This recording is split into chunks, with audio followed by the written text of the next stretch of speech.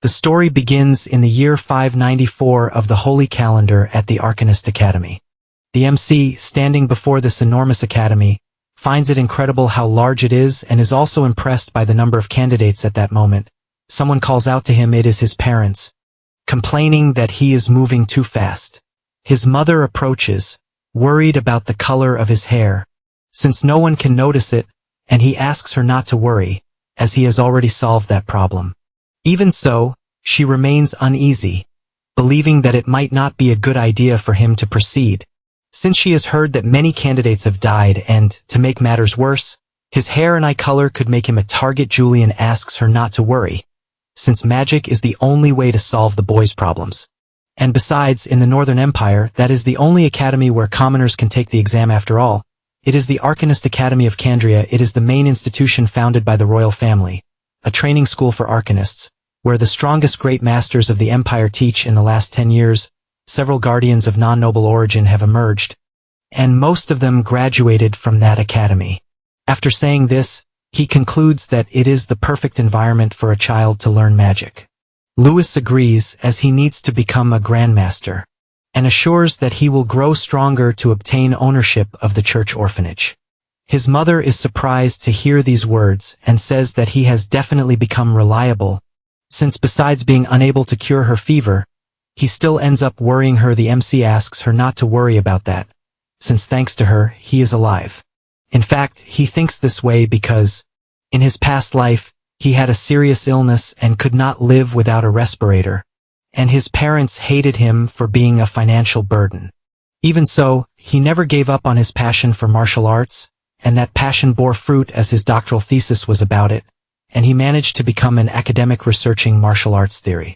His thesis contributed greatly to the development of the industry, but a certain academic stole his thesis and accused him of being a thief. In the end, even his parents abandoned him, and all he wished for was that, in his next life, he would have a healthy body and a family that loved him. After all this, in the year 90 of the Holy Calendar, in northern Candria, La Ciela looked at the baby while her husband asked whether she would really take in the child. Since the color of his hair and eyes was a problem, the MC, seeing the woman, wondered where he was, since as far as he knew, he had died. She answers her husband that the child is innocent and cannot simply be abandoned, and so she gave him the name Louis Kirill. With this outcome, he gained a precious family and healthy body.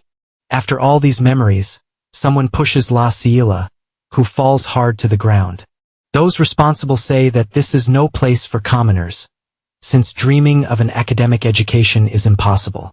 The MC becomes extremely furious at this, and the boys even mock them, saying that they ended up touching a commoner and that this will bring bad luck. Louis' fury grows more and more, but his father grabs his arm and asks him to focus on the exams. His mother says the same, since he had promised not to cause trouble at school.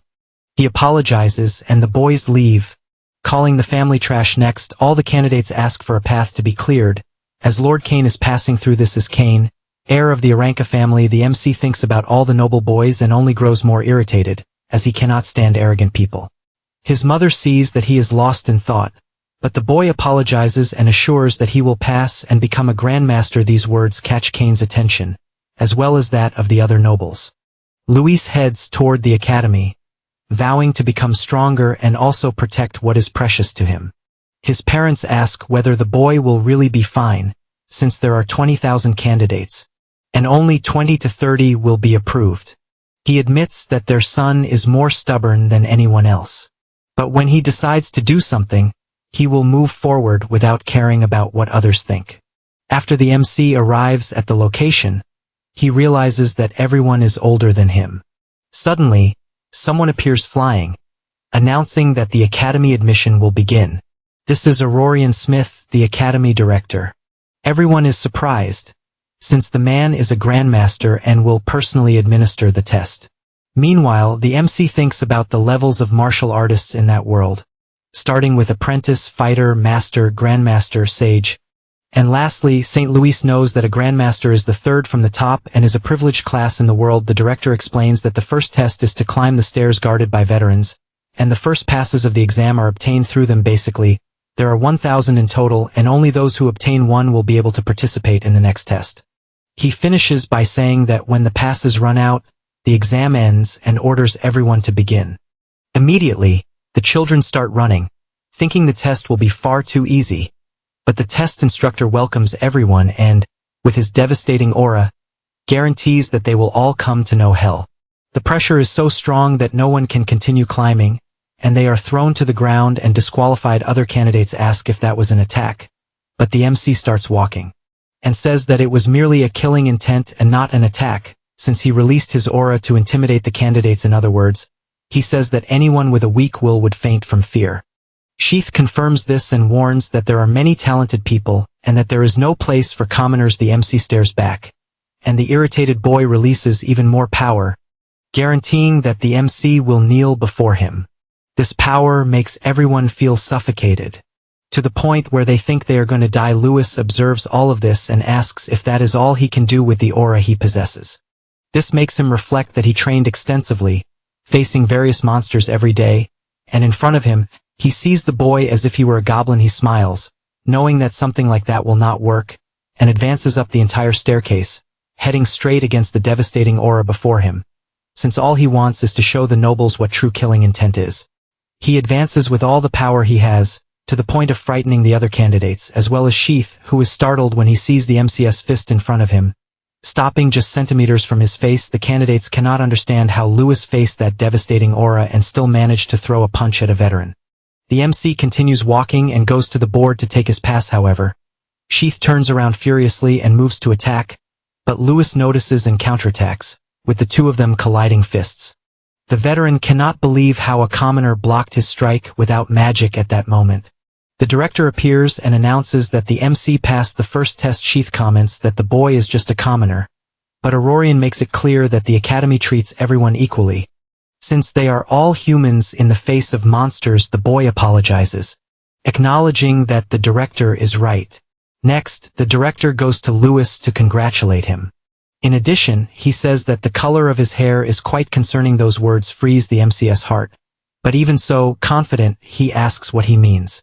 However, the director places a hand on his shoulder and says that if he is approved, he will prepare a special magic potion to hide the unique characteristics that he has. Lewis is not sure what Aurorian is planning, but he only says that he will prepare for the second test.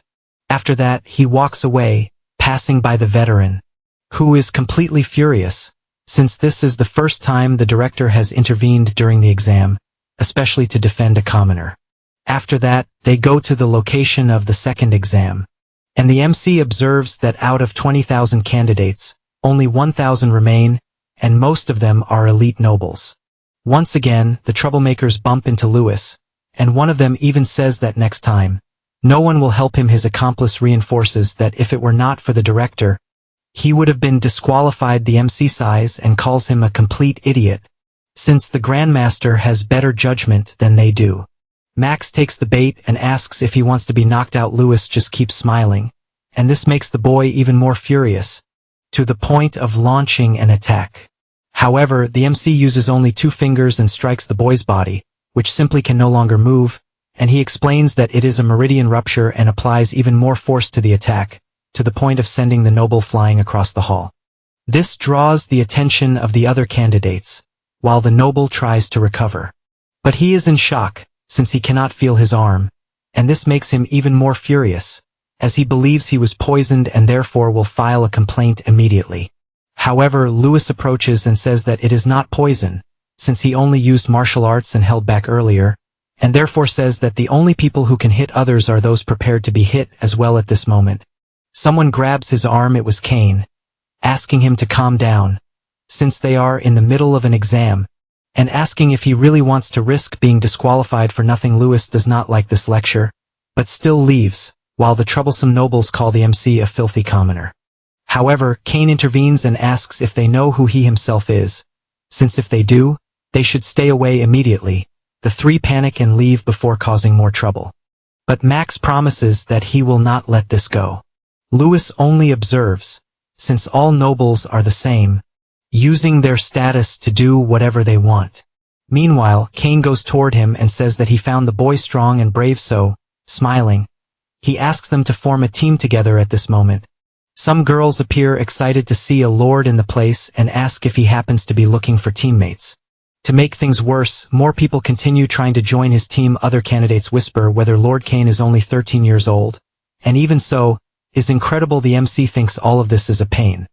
At this moment, a vortex appears in the arena, and from within it, the director emerges, congratulating everyone for reaching the second test and informing them that it will now be related to power. The candidates find it strange that a mark appears on their bodies.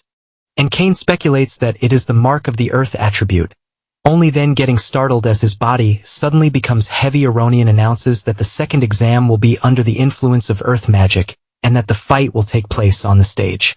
The candidates do not understand how the hell their bodies are so heavy and point forward, since they are seeing a candidate walking normally, meaning he did not receive the magic on his body. At first, Kane does not understand what is going on, until he looks to the side in shock since someone is walking normally even with the heavy body. It was the MC walking toward the director.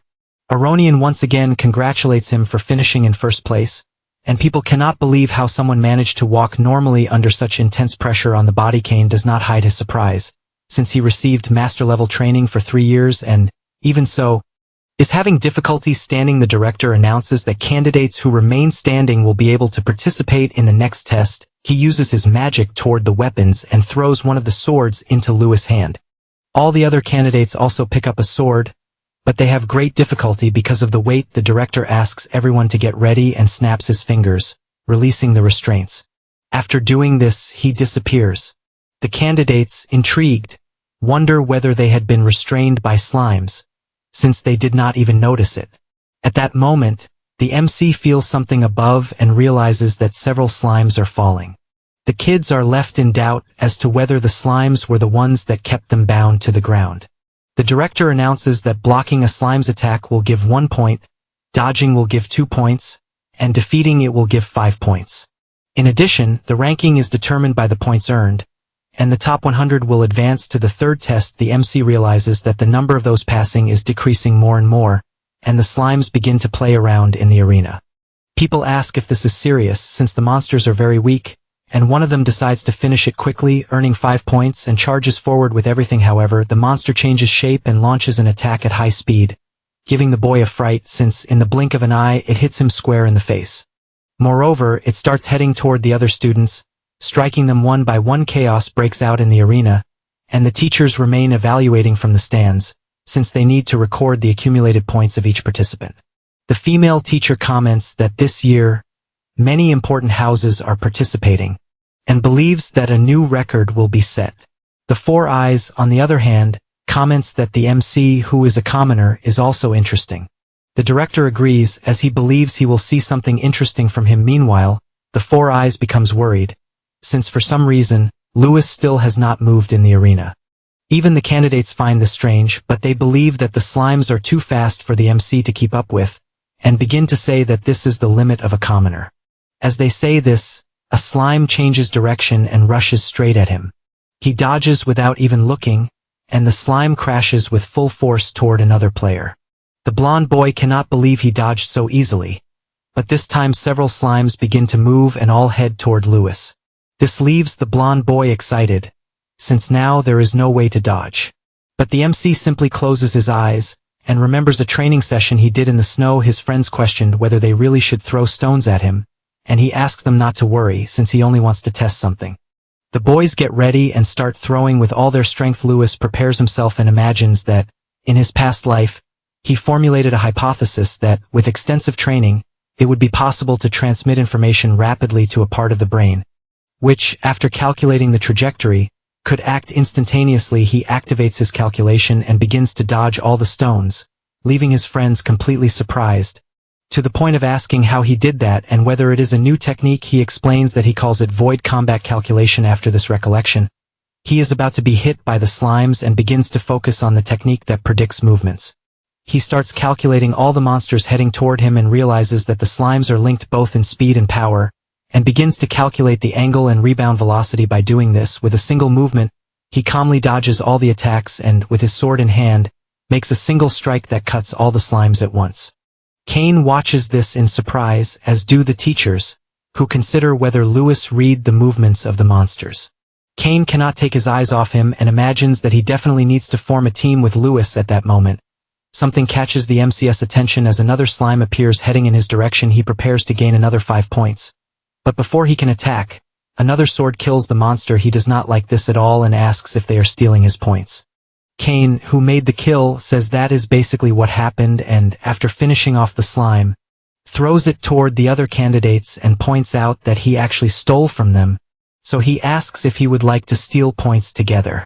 Lewis does not respond, and the boy simply says that he wants to rank well and therefore asks him to show all the power he has. The MC likes this confidence and says he agrees and that the loser must do everything the winner orders.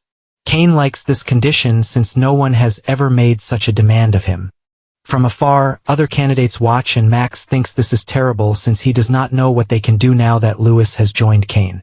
However, he sees an opportunity when the slime suddenly changes direction toward Lewis, and the noble takes advantage of this to fire his arrows.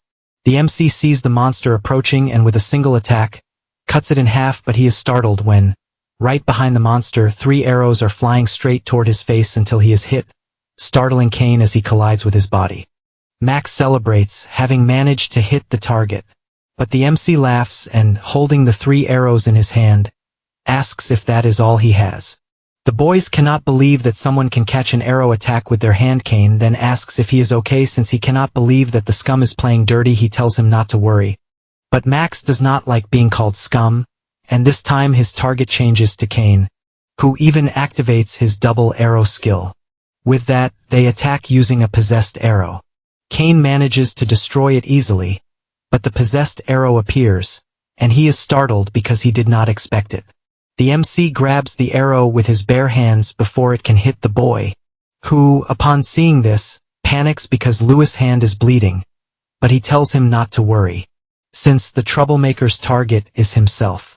The professors see that the intent of the attack was clearly malicious and question whether they should disqualify him. Maronian replies no, since the boys are already screwed without him needing to do anything, and simply asks to prepare the healing potions after that. The MC asks Kane if he has ever heard of baseball, and before he can continue, a slime comes at him and he prepares to attack, making all his calculations, and with all the strength he has, delivers a sword strike as if he were hitting a ball in a baseball game, which is enough to send the slime flying like a cannonball toward the troublesome brats, hitting Max square in the stomach and sending him flying out of the arena, disqualifying him. As a result, Kane asks if it is a common game. Since it sounded interesting, the boys get angry that their brother was disqualified. But when they look ahead, they notice that Lewis has disappeared. That is because he appears above and delivers a powerful kick to the slime, which flies straight into the boy's face, disqualifying yet another retard for leaving the arena. The last one left panics, and the MC appears behind him asking if there is a problem. He backs away and tells a mere plebeian not to get any funny ideas, but he trips over Kane's foot and falls out of the arena. The blonde thanks the MC for catching the arrow in midair and asks if his hand is okay. And he replies that it is, and admits that he found the boy quite decent for a noble. Kane asks him not to lump him in with the other nobles, and asks if he has ever heard of the families. Great families being clans that have produced many great masters and sages. His influence is immense and powerful, rivaling even the royal family, the nobility, and the Arcanist Association.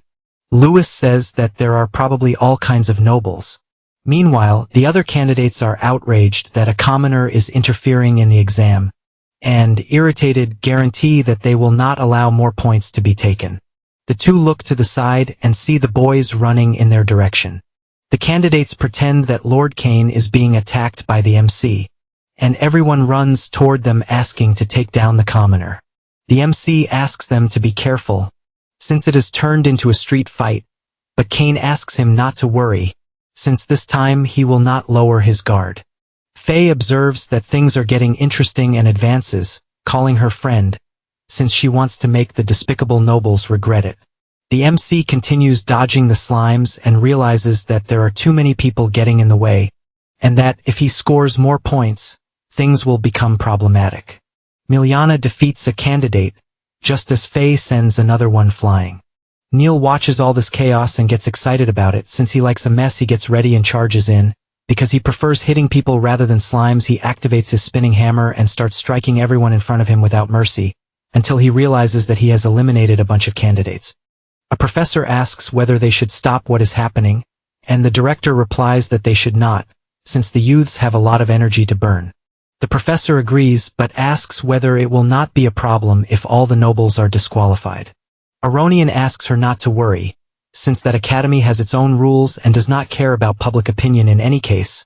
He flies at full speed to the arena and announces that the second test is over. He also reveals that the scores and rankings of the approved candidates will be shown later. Everyone feels relieved. Since the magical effect of the earth has disappeared from their bodies, the instructors rush to give healing potions to the injured, and Lewis is surprised by the potion, since it is the first time he has seen one, but he laments it, because even a basic magical potion costs 3 silver coins. Cain goes up to him and asks if something is wrong, and tells him not to worry, since if he wins, he will not bully the boy. With everything settled, the director activates the scroll and shows everyone's rankings. The candidates grow curious about the rankings, and the director announces that the 5 best candidates surpassed the scores of previous records and declares that 5th place went to Miljana Rajas, 4th place goes to Kainaranka, 3rd place goes to Faye Durahan. Before continuing, Cain is startled since he did not hear his name, and believes he was disqualified for attacking the riffraff. The next to be announced was Lewis, with 887 points. Cain is shocked by this score, and also asks whether he is the so-called commoner people were talking about earlier. The MC says it is a secret, and the boy replies that it is not a problem and, since he won, asks what he wants him to do. Lewis answers that he will say it after the test. Next, the director announces who took first place, breaking all unprecedented records. The one responsible was Neil Gunn with 888 points. The boy gets excited since he found many candidates and asks them not to disappoint him. People cannot believe that both first and second place were taken by commoners. Miljana, meanwhile, feels something strange about her friend, and the girl is excited because she has found her perfect opponent. The professor tells the director that commoners taking first and second place is unprecedented in the academy, and both are from orphanages. He comments on a curiosity. The Arcanist Association manages orphanages, and that is because true strength has nothing to do with social status. He says this and asks everyone who was approved to proceed to the next location. Cain tells the MC that the boy came very close to first place and is curious about which of the two is stronger. After they arrive at the location, the director announces that it will be a survival test and that he will also give out some emblems, in addition to informing that the veterans will use teleportation magic to throw each person into a different point in the forest. He explains that the objective is to collect as many emblems as possible, regardless of the method, and that basically the candidates who lose their emblems will be immediately disqualified, with only the top 10 being admitted. Cain says that apparently the two of them will need to separate but asks him to be careful. The MC says the same and comments that apparently the board announced the result of the second test to create exactly this situation. Aronian asks everyone to demonstrate their abilities to the fullest, surviving until the end. Lewis begins to walk, imagining that he is close to admission, and that he will win no matter what happens. At that moment, someone approaches and says that he is in trouble for humiliating the nobles. The MC does not like this at all since more candidates are approaching, appearing like ants. He understands what is happening, since it is clear that the teleportation team leaked his location. The big guy tells them to stop the small talk and charges forward with everything, but he simply dodges the attack. The other nobles also attack from behind, but he dodges as well until he feels a strange sensation and defends against an attack that almost hit him. He does not understand what the hell that was, but he has no time to think, since the kids do not give him any peace at all, and once again, that strange blow comes toward him, and he blocks it in surprise, since it is not a common attack. One of the boys prepares himself and tries to strike, asking if he is surprised by the wind of arrows flying at him, since a commoner cannot even use magic. But he gets irritated because he cannot land a single hit. Lewis begins to get irritated, since he is not managing to calculate magical trajectories, and decides that it is time to change strategy. He will use the Sen-no-Sen counterattack before receiving another attack, which basically uses the enemy's power against them. The noble tells them to lower their heads and everyone advances at the same time. The MC realizes that it is the perfect moment and also advances. The big guy gets excited and attacks with full force, but Lewis simply dodges, places his sword against the axe and pulls the guy with all his strength, attacking another player with the man's own weapon. One is struck in the chest and the other has a spear embedded in his eye. The archer high up in the tree takes advantage and shoots once more, but the MC, who is already alert, simply pulls one of the nobles toward him to use as a shield and then discards him like trash. Next, he grabs the spear and throws it, with full force, hitting the tree dead center. Then, with his absurd speed, he strikes all the emblems. The man becomes extremely furious and orders the archer in the tree to attack with full force using magic. But the boy simply falls from the tree and Cain appears, saying that it is a pity, since he will no longer be able to use magic. The nobles begin to tremble with fear, not understanding why the hell a lord is in that place.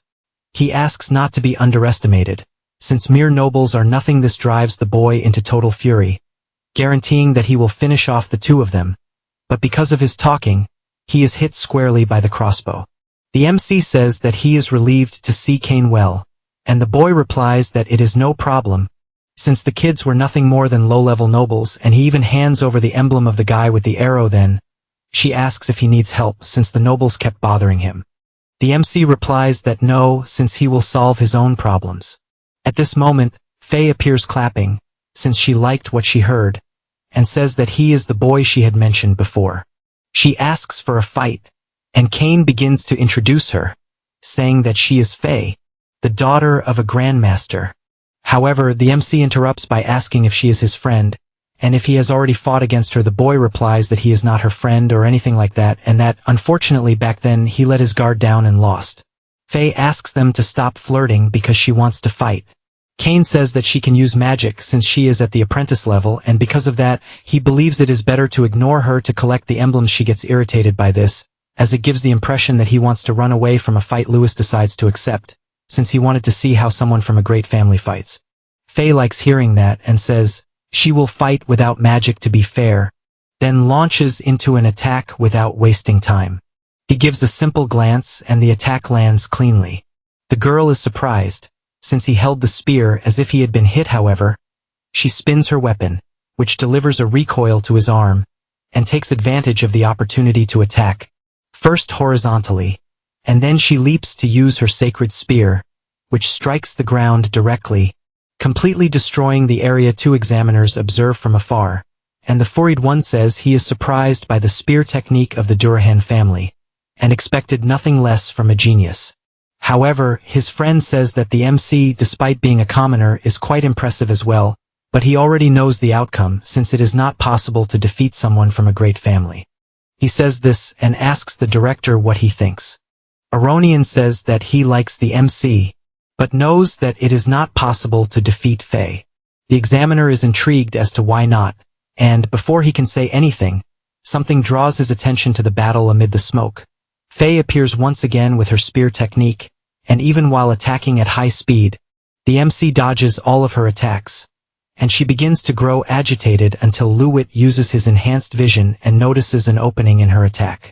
He takes advantage of it to counterattack, but the girl moves very fast and, after adjusting her spear, attacks once again, forcing him to dodge by jumping to the other side of the battlefield. She admits that she cannot believe she did not land a single blow, and he says that it is not that hard to dodge, since you just have to observe carefully. Faye finds this interesting and, at high speed, uses her rising sacred spear and even tells him to try dodging. That the MC analyzes that spear techniques have many movements and, combined with the weapon's reach, become quite problematic. But even so, he keeps dodging since he needs to take advantage of the weaknesses of the attack. She attacks once more, and he is already very close since spears are vulnerable in close combat. So he wants to seize the right moment to instantly reduce the distance. And at that moment, he sees an opening to use his sword dance. She notices what he is trying to do and uses a spinning attack. Lewis is surprised by this, and she says that the sacred spear of the Durhan family has no weakness and that, while spinning, it even forms a tornado. Such is the speed of the technique. The examiners realize that the girl is remarkable, since even the grandmaster of the Durhan family learned that technique only at 16 years old, and this makes the girl surpass all the apprentices. The MC does not let himself be intimidated and defends against all the attacks coming his way. He knows that another weakness of the spear technique is its self-consumption of energy, and because of that, an opening will soon appear. Faye grows more tired the more she spins. And Louis notices this opening and advances with everything he has, giving her no chance to react. However, before he can strike, his sword breaks and the piece falls to the ground. This leaves both of them stunned, and she admits that it was incredible, since if the sword had not broken, he would have carried out an excellent counterattack. The MC confirms it and says that, apparently he has terrible luck. Anyway, she starts pointing out that he had been holding back the whole time, and Louis apologizes, saying that it is a habit to observe before going all out in a fight. He says this and warns that he will get serious now, but she does not understand. Since the weapon is broken, he asks her not to worry, because in truth, he is better with his fist than with a weapon. She does not waste time, since she is facing someone full of openings, and once again uses her spear technique, which advances at high speed, while he simply prepares himself. Kane shouts that this is Faye's charged attack, and that facing it head-on will cause serious injury. He prepares all his movements and calmly uses them toward the spear technique, confronting the blow head-on, and after letting out a shout, he grabs the spear with his hand.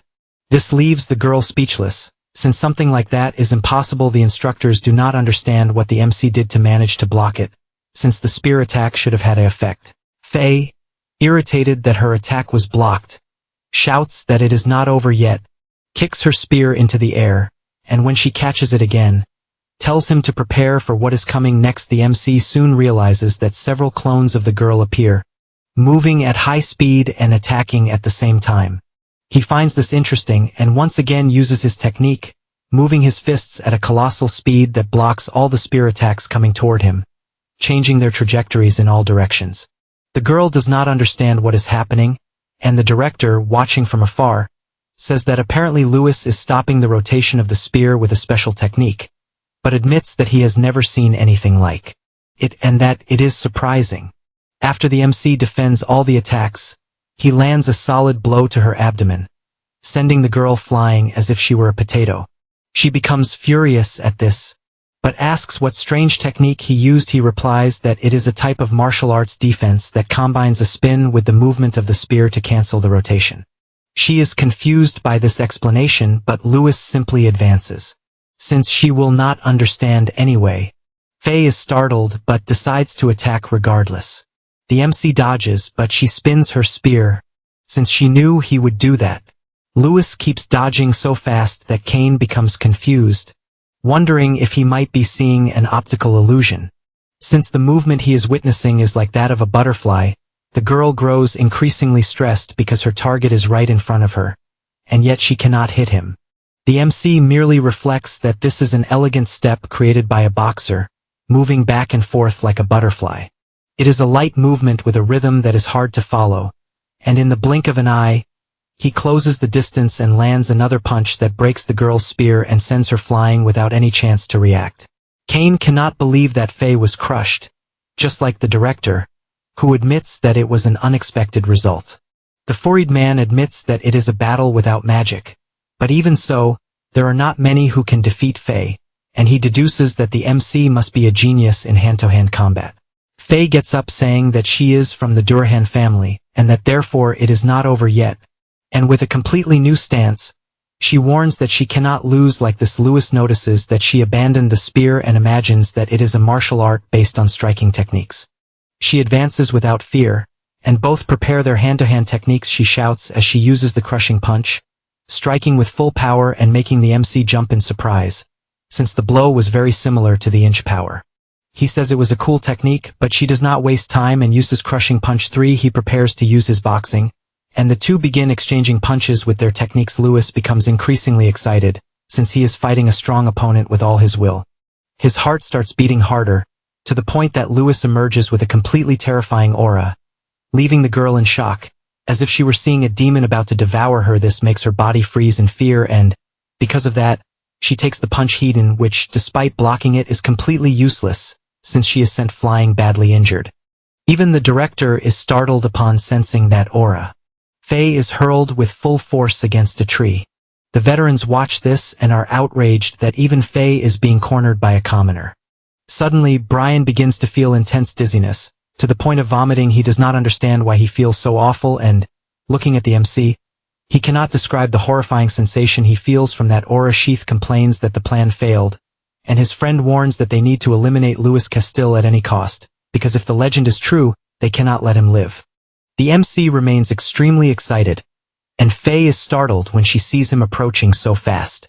But it is too late, as she receives a powerful blow that sends her flying. To make things worse, he does not stop advancing even before she hits the ground and, with his insane aura, begins to blast the ground with a barrage of punches that forces the girl to go completely on the defensive, unable to understand how someone can have so much power and speed, since he is on a completely different level and there is no way to win against that. To make matters worse, another punch, even stronger, comes toward her, and she quickly realizes that at this pace she will be killed. Because of this, she is forced to use her arcane martial skill to defend herself, and the punches of the two collide at maximum force. However, the blow is so strong that it sends her flying with such force that it destroys the trees in its path. After punching with such strength, the MC loses some of his excitement as he returns to normal and realizes that his fist is practically burned, and until then, he did not know what it was like to use magic. Kane, frightened, asks if he is okay, but Louis is actually worried about Faye, who is not near them at this moment. The veterans appear and say that he is disqualified and has also lost his emblem. They say this and point to the MCS emblem, which is burning until it completely disappears. Kane asks them to wait a minute since what happened was an accident, but Sheath makes it clear that the director saw everything and asks if he is going to try to help a commoner. He then approaches, saying that the trash should have disappeared already. However, Faye appears asking them to wait, and they turn around in shock, as does Louis, since she is fine despite being injured. Sheath asks if she is also trying to protect him and whether she does not mind being disqualified for breaking the rules. She tells him to shut up, as she is aware that Louis' emblem burned, and apologizes. Since she used magic unintentionally, he also apologizes. Since he suddenly became furious, Faye says it is fine, since she was forced to use magic, and that she wants to have a fair match with him when they are enrolled. The veteran asks if this is some kind of joke, since he only has 4 emblems. She takes a cloth out of her pocket and hands it to him as a reward for defeating her. On the cloth, there are many more emblems, totaling 14 in all. In addition, Sheath says that his emblem burned after defeating her, so that should count as a valid record. Sheath remains silent despite being angry. Faye draws Kane's attention and tells him to pay attention, otherwise he will fall behind. She kicks her spear into the air and after catching it, says that only 10 candidates will pass, and questions what will happen if Louis ends up in 10th place after collecting 14 or more emblems. He laughs since coincidentally he was thinking the same thing, and the two of them run off as they need to collect as many emblems as possible so they do not fall behind. Louis likes the friendships he is making, but an instructor flies toward him and says that he lost his emblem and is therefore disqualified. Then the two walk outside. Sheath warns that this is not over, but his friend says that if Faye defeats other candidates, then Louis will definitely manage to pass even without participating anymore. However, the guy is so nervous that he says that if a candidate dies in an accident during the test, that would not be anything strange. Brian is hoping that something like that happens, since he cannot forget the sensation from earlier and knows Louis' true identity. After that, the MC hands over the emblems and leaves the academy, even though he really wanted to study at that school, since if he could fuse magic and martial arts it would be incredible. Then, at night, he walks past a guy and becomes pensive about what he will say to his mother, since she will ask all kinds of questions. Suddenly, Dame Weon, the guy walking beside him, attacks from behind, but Louis kicks the dagger and sends the lunatic flying as if he were a soccer ball. The mercenary asks how he noticed, and he replies that the bloodlust was screaming. 2 others appear, and the MC prepares himself since he needs to give it his all because they are skilled opponents. He pays special attention to one guy who is standing farther back. Since he definitely looks dangerous, the blonde orders him not to avert his gaze and attacks, trying to send Louis' head flying. Louis prepares himself and dodges all the attacks. In addition, he grabs his opponent's hand and slams him hard against the ground. However, the blonde reacts quickly with a kick and then retreats. He says that indeed, the MC's perception is superhuman and that his advanced combat techniques as well as his intelligence are exactly as reported. The MC does not understand what he means by that, and the blonde admits that his hand-to-hand combat rivals that of an apprentice, but wants to know about his magic. As he says this, his lackeys fire their magical arrows, catching Louis off guard to the point that he dodges by sheer luck. He realizes that he will have to face those cursed arrows of that method again, and because of that, he decides to use the breathing technique. He knows that by circulating the chi within his body, he can increase his physical strength and speed, so he prepares himself and charges forward with everything he has. The mercenaries fire wildly, but he dodges with his incredible speed, which leaves the masked man shocked, since out of nowhere, he suddenly appears right on top of them, and the blonde takes a kick so powerful that it breaks his arm. The lackeys keep firing until another mercenary appears and lands a solid kick on the MC, who, despite blocking it, feels that the blow was far too powerful. He retreats and knows that his new opponent is far too strong. No sooner does he think that, than he is surrounded once again and forced to dodge the shots without being able to make a single mistake, but suddenly he falls to the ground. The masked man celebrates since Lewis has finally gotten tired and asks if he really is a commoner, since he was far more troublesome than an ordinary apprentice. While he is saying this, the MC opens his eyes and leaps up, grabbing the crossbow, and with a precise attack snaps the lunatic's neck. He also takes advantage of having the crossbow in his hands and fires at all the mercenaries who are struck in the chest, except for one who blocks the attack and asks if he really pretended to be dead. Lewis throws a few caltrops on the ground, and the mercenary claps his hands, saying that it is impressive for someone so young.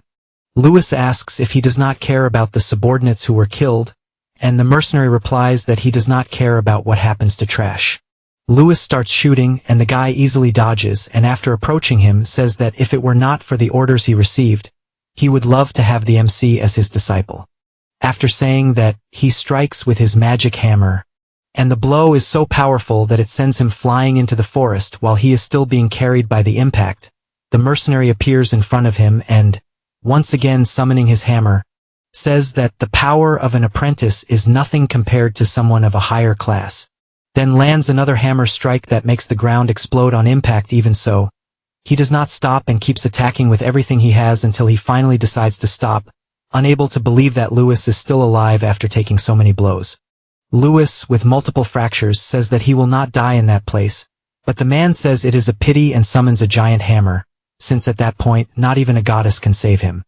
After saying that, he attacks with all his power, and all Lewis can think is that he definitely cannot die, since he wants to master magic to protect his precious family, and he becomes angry because he wants to change his destiny. No matter the price, he will pay. The red aura envelopes his body once again, and he punches the hammer, which is enough to completely blow up the forest with the shockwave. The MC falls to the ground coughing, and the mercenary approaches and says it is strange, since it even feels like he is fighting someone with equal power, and he finally understands why they marked the MC as a target to be eliminated. Then, once again, he orders him to die.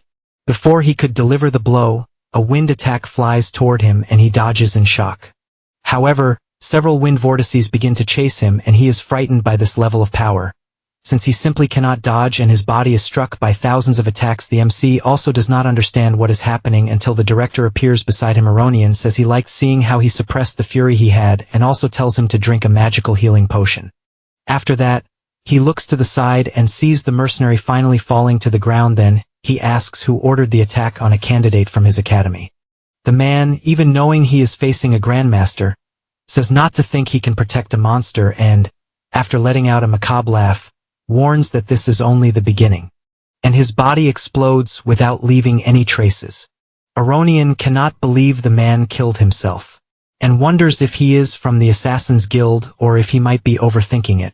Suddenly, the MC gets up saying he found the healing potion incredible, since even his fractured bones were completely healed.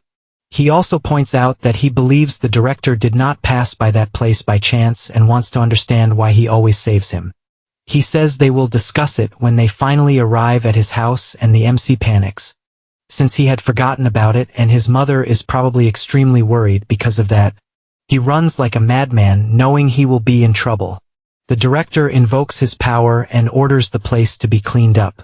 Meanwhile, in the city of Mantia, the troublemakers are harassing Laciella, claiming that she is diverting the milling taxes. She says she is just waiting for her son, but they say it is a lie and that she needs to be punished. However, before they could do anything, one of them gets kicked in the face and goes flying like a rocket into his other friend.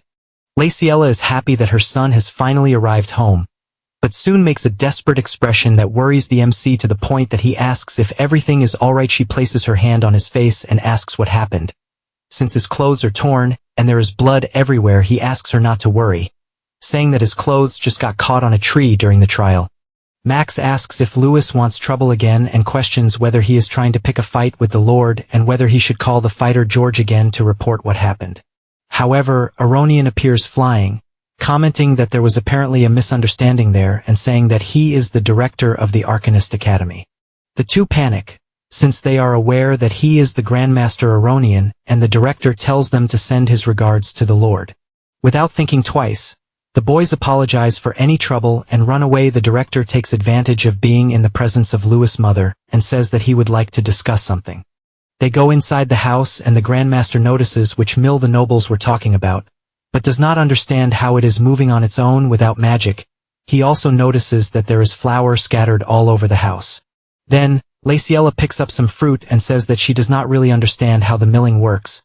Since Louis made their lives much easier in many aspects, however, he admits to being worried since for the director to appear in person, it must be because some problem occurred during the test. He laughs and says it was the opposite, since such a talent had only been seen in the Gaia scriptures. When humanity was under the tyrannical rule of the monsters, a genius emerged among humanity, guided by the goddess, and he comprehended the essence of the elements and created the martial arts 5 years later.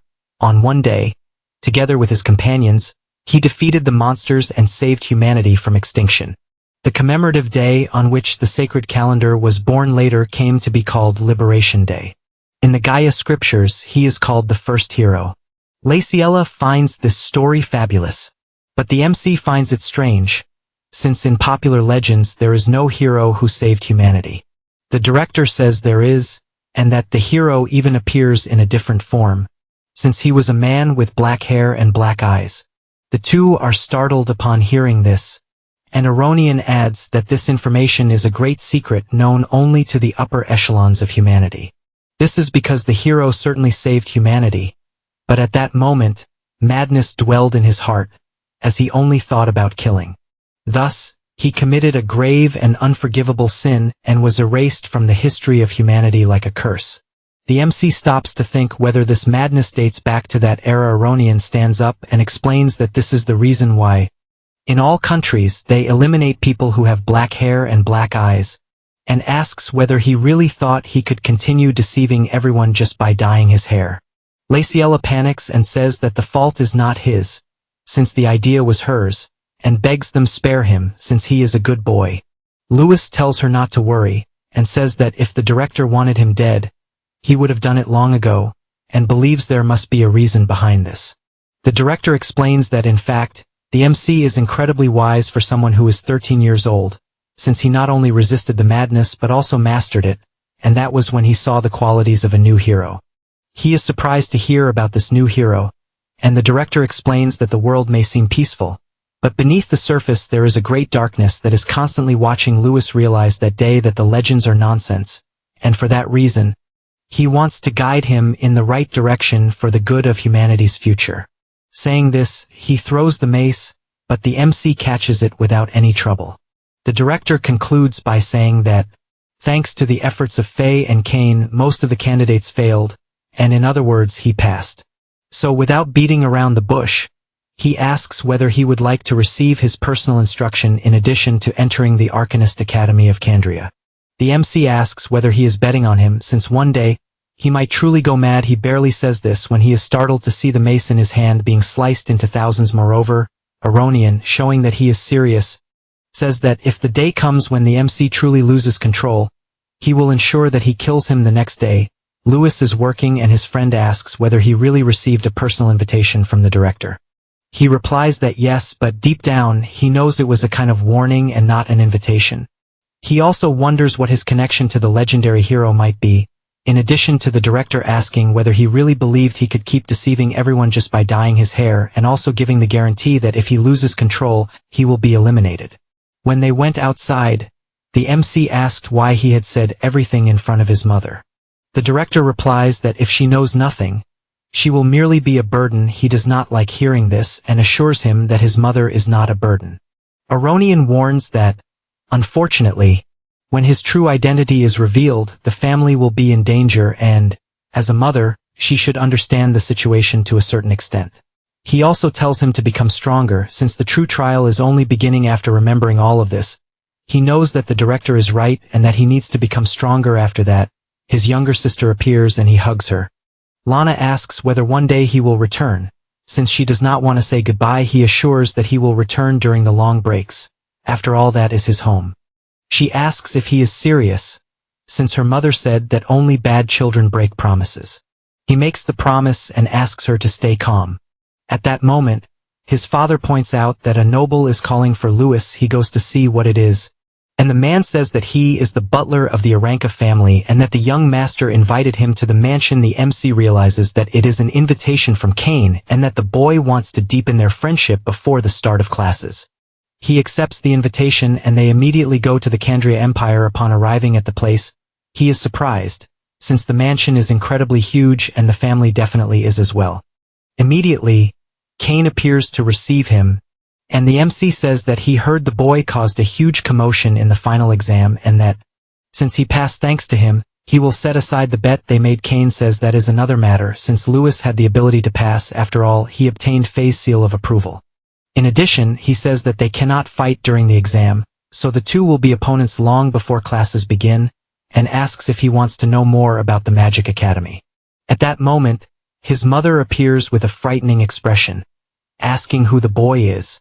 He replies that he is a friend, but she orders him to be silent. Cain is startled by his own mother, but she walks down the stairs and says that she told him to choose his friendships better, since she has no idea when the gates of the Aranka family became a place where just anyone can enter. Moreover, she says that the MC is not worthy of being his friend, since he only needs to train with his father to aim for the sage classification. Then, she turns to Louis and asks whether his purpose in getting close to Cain is money or power, and removes her ring, saying that it is worth several gold coins and could allow him to live peacefully for the rest of his life. Then, she throws the ring at the MC and orders him to pick it up quickly and leave that house. Cain becomes angry with his mother, since he does not understand why she would do such a thing, and turns to Louis, begging for forgiveness. However, the MC bends down to pick up the ring and says that he became Cain's friend because he recognized his abilities, and returning the ring, asks whether she believes that her own son's word is worth so little. The boy is surprised by those words, but the woman does not like it at all and shouts, ordering someone to expel the commoner from her house. Cain asks everyone to calm down and points out that Louis has more talent than he does and even broke all the exam records and defeated Faye. His mother laughs at such absurdity since she has never heard of a commoner surpassing wealthy families. Cain says it is not a lie, but Louis points out that if he stays close to Cain, he will be able to make him even stronger once again. She becomes furious at the tone of arrogance and shouts, wanting to know how much more he intends to mock the Aranka family. Suddenly, a terrifying aura appears at the door. William, who is Cain's father, asks whether the MC really said that if he stays close to Cain, he will make him stronger.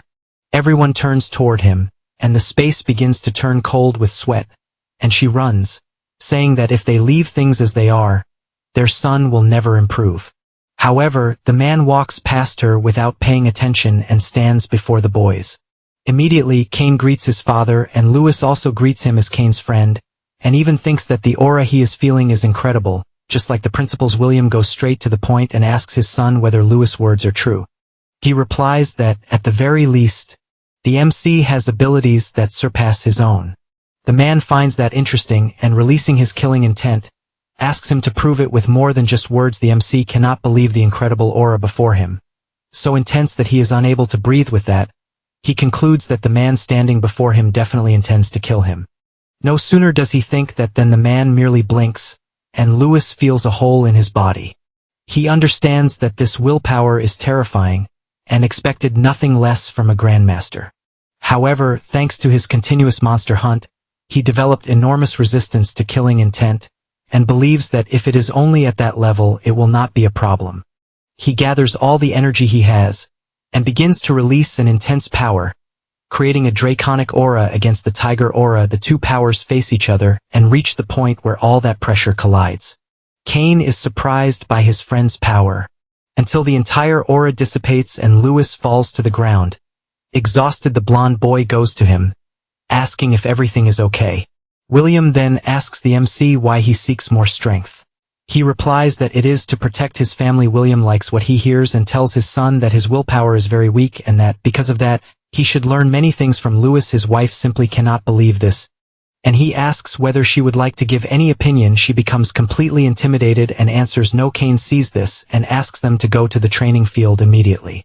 After arriving at the place, Kane apologizes once again on behalf of his parents, but Lewis says that it is fine, since despite his father being extreme, nothing serious happened. Kane explains that his father is a meritocrat and, since Lewis was recognized by him, he believes that Lewis is much more suitable to be a child of the Aranka family than he himself is. The MC replies that his abilities were tested by William because of Kane, and that this is already a way of showing love for his son.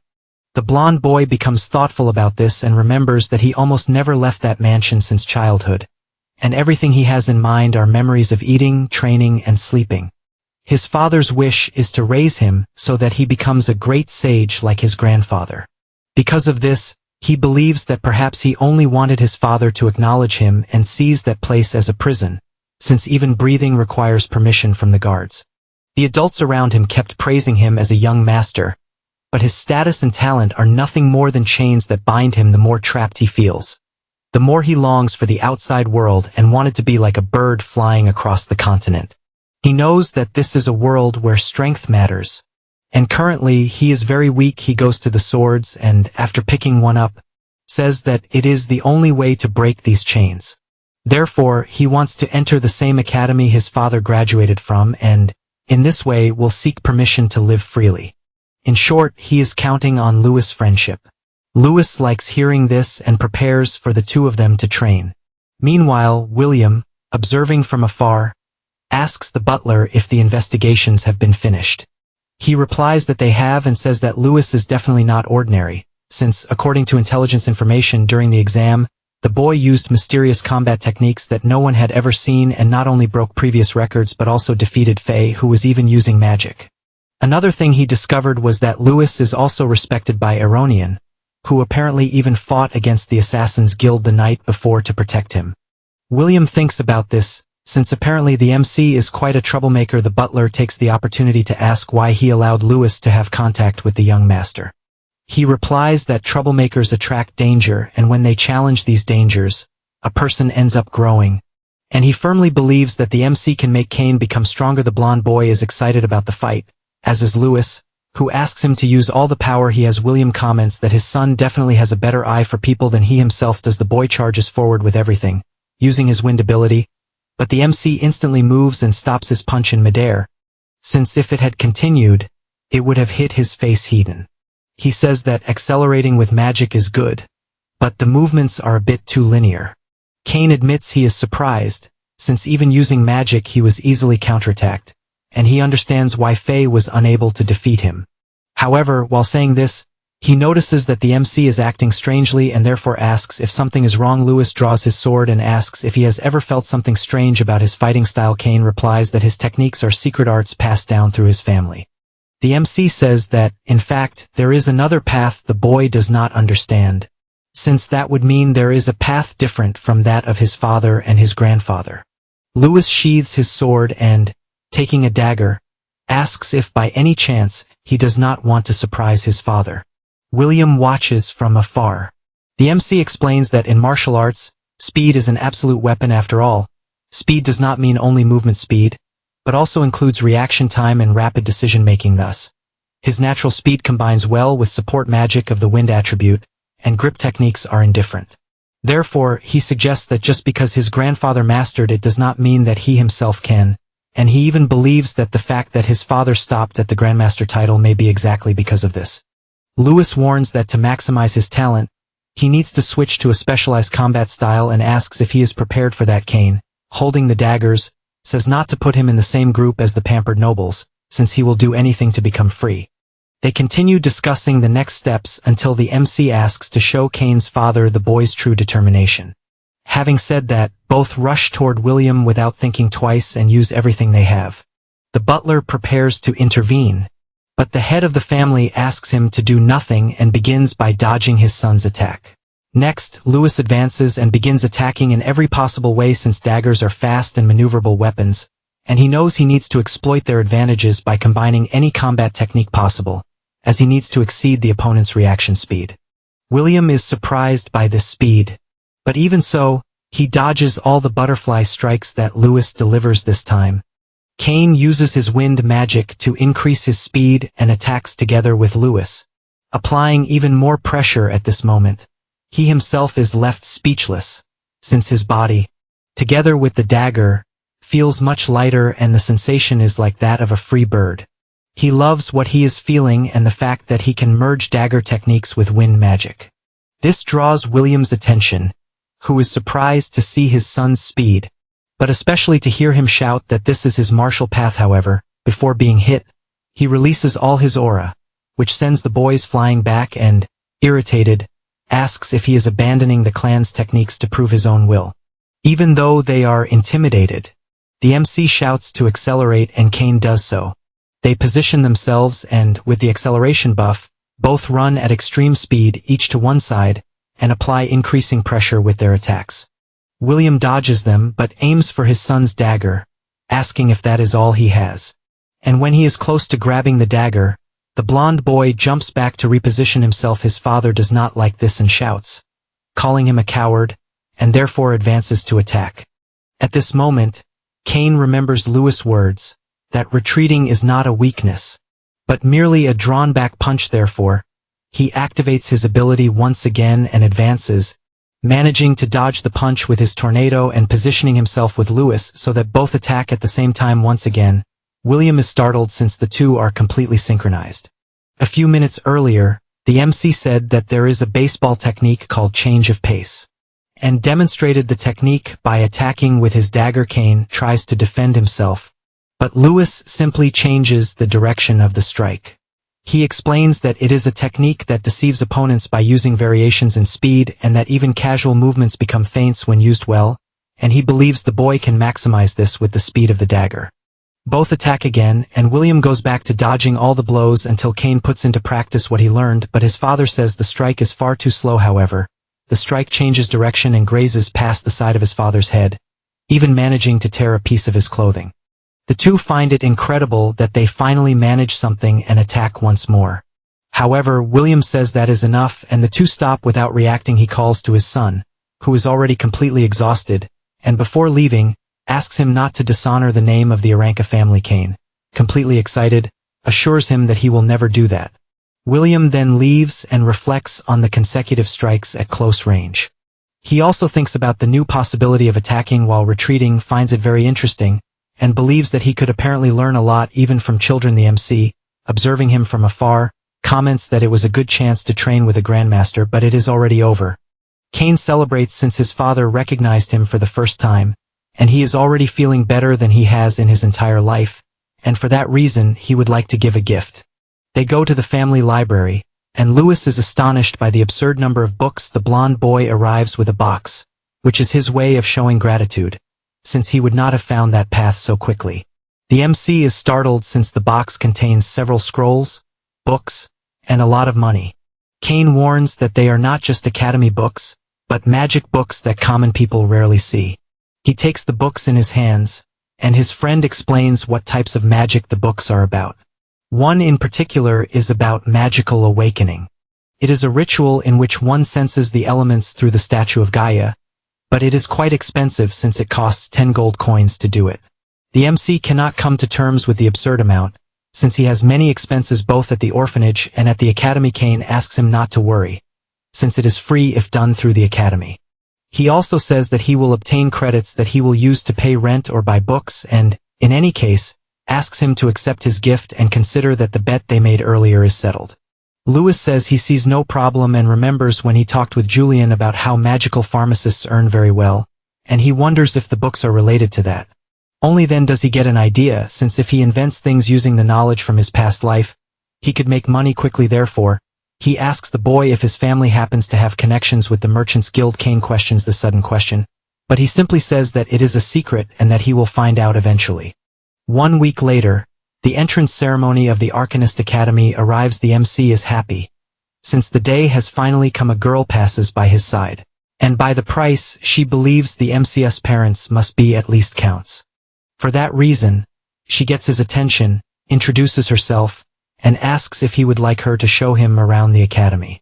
Lewis asks if she is serious since it would help a lot, and also introduces himself. Rose uses her charm and asks him to follow her. But deep down, she admits that she does not recognize the name Louis Kirill and believes him to be some illegitimate son of a noble. She introduces the academy and explains that since the emperor grew old, the imperial heirs have been fighting against the nobles and great families of that place. And thanks to Aronian's efforts, the academy remains peaceful. But behind the scenes, there is a fierce battle for resources. She pinches his face and says that he is one of those being watched and therefore must give his best. But her real question is which faction his family supports. At that moment, someone approaches, commenting that the person there is probably Louis, the plebeian freshman who broke all records. The one who says this is the veteran Brian, who also introduces himself. The girl is startled, since he definitely smelled of expensive perfume. And she leaves angrily saying that she only wasted her time. MC also introduces himself, and the boy asks him not to mind Rose and explains that the academy is basically a version of the empire and that there are people like them at that moment. Kane appears calling for Louis, and Brian soon withdraws, saying that he needs to greet the new students. The veteran leaves, but not with the look of someone seeking friendly relations. The blonde asks what he was talking about with Brian, and MC asks if the two know each other. Kane replies that he does not and only knows that the veteran is the rector's son. At that moment, Faye approaches, saying that she does not like people with weak will, and Kane takes it as an indirect jab. The two greet the group, and Louis thanks her once again for having helped during the test. Faye says it is not necessary, since he passed by his own strength, but assures that next time she will not lose. Kane does not like being constantly ignored, and she tells him to get stronger if he wants attention. The argument continues intensely, until Miljana drags her friend away, since they need to finish the registration at that moment. Kane takes the opportunity to hand over a huge sack of gold and says that it is his share, since he followed the instructions when they went to the trading company in the village of Berna.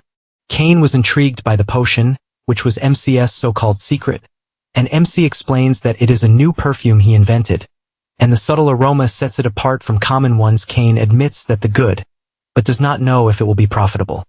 Returning to the present, he says that he did not imagine it would be so expensive, and even wants to give some to his mother. MC asks to keep this secret between them, and they go to the reception. The examiner hands the credit card to Louis, and asks him to become a master as quickly as possible. People begin to gossip about whether the person in front of them is the plebeian who entered the academy, thanks to Kane and Faye, and think it is a disgrace to allow something like that, and from what they heard, Sheath was exposed because of him as well. MC becomes intrigued upon hearing this, and asks if Sheath was really expelled. Kane explains that this veteran was the one who hired the Assassin's Guild to eliminate him, and when the director found out, he expelled him on the spot. Louis finally understands what happened, but his friend gives a warning that Sheath has an older brother at the academy named Jess, and believes that the boy will want to cause trouble. The madman passes by staring at the two. After that, in the main hall, the director welcomes everyone, and asks them to be proud of having reached where they are. He also warns that this is only the beginning of becoming truly powerful. He then says that the freshman's representative, Neil Gunn, will go up on stage next to give a speech, and the boy does so, but leaves everyone horrified, not understanding what is happening, just like the examiners, who question whether the so-called firehair is an idiot, because Neil is completely naked, ordering all the idiots to listen, since his goal is to defeat each and every one of them until they piss themselves in fear. The students shout, asking who the bastard thinks he is, since he cannot act high and mighty just because he came in first in the second test, and he shouts back telling everyone to shut up. The professor sees all of this, and already feels that it will be a problematic year. Neil, excited, prepares his axe and throws it toward all the students until it embeds itself in the ground. Standing in front of the MC, he jumps onto the tip of the axe and announces that his main target is Louis, and asks the two of them to fight. Kane steps in front, warning that the entrance ceremony is still taking place. Neil asks if he is perhaps afraid and points at the blonde guy, since he thinks the kid is pathetic, someone who only barks and does not bite. He becomes irritated by this and prepares to throw a punch, but the MC grabs his arm and asks him to calm down. Neil orders the two to attack at the same time, until Brian appears and says that the fire-haired guy and Lewis are two of the few talented commoners in that place, and that, because of that, they should get along, since if they act selfishly, they will not last very long at the academy. Neil tells him to leave since he is not interested in Small Fry. The veteran gets irritated by this, and people start gossiping that commoners really have no manners and do not even know why they managed to enroll. Kane warns that some people only learn the hard way. Neil guarantees that he will crush him first, until a professor appears saying that fights between students are forbidden and will only be allowed during classes, exams, and official tournaments, and already warns that he will be exposed if he breaks this rule. After saying that, he asks if he understood perfectly what was said. The fire-haired guy realizes the predicament he could get into and starts laughing, since being exposed would be a problem, and leaves, saying that they can fight another time but tells Lewis to wait for it. With everything resolved, the professor says that the ceremonies have concluded and that classes will begin the next day. The MC wonders why the hell Neil started a fight out of nowhere. Kane comments that it is all the muscular guy's fault, but Faye hits him on the head, since they were one step away from being expelled, but reveals that she also has some blame since during the final test she ended up fighting Neil and, due to the time limit, the match ended in a draw. And because the guy heard the rumors that she lost to Lewis, he created this obsession. After saying that, she says she would feel guilty if he were expelled because of her. The MC asks her not to worry, since she is not to blame for anything, but Kane drags him outside, since, from the looks of it, they are already hated enough in that place. They go to the shop at the academy, and Lewis is shocked by how expensive things are. The attendant says they are not and shows a pillow that costs 30 silver coins, as well as another one stuffed with magical herbs that costs only 5 gold coins. Kane tells him not to worry, since he has money and credit and needs to buy the basic things. Lewis says he wants the new life kit, which is the cheapest of all, for 100 silver coins.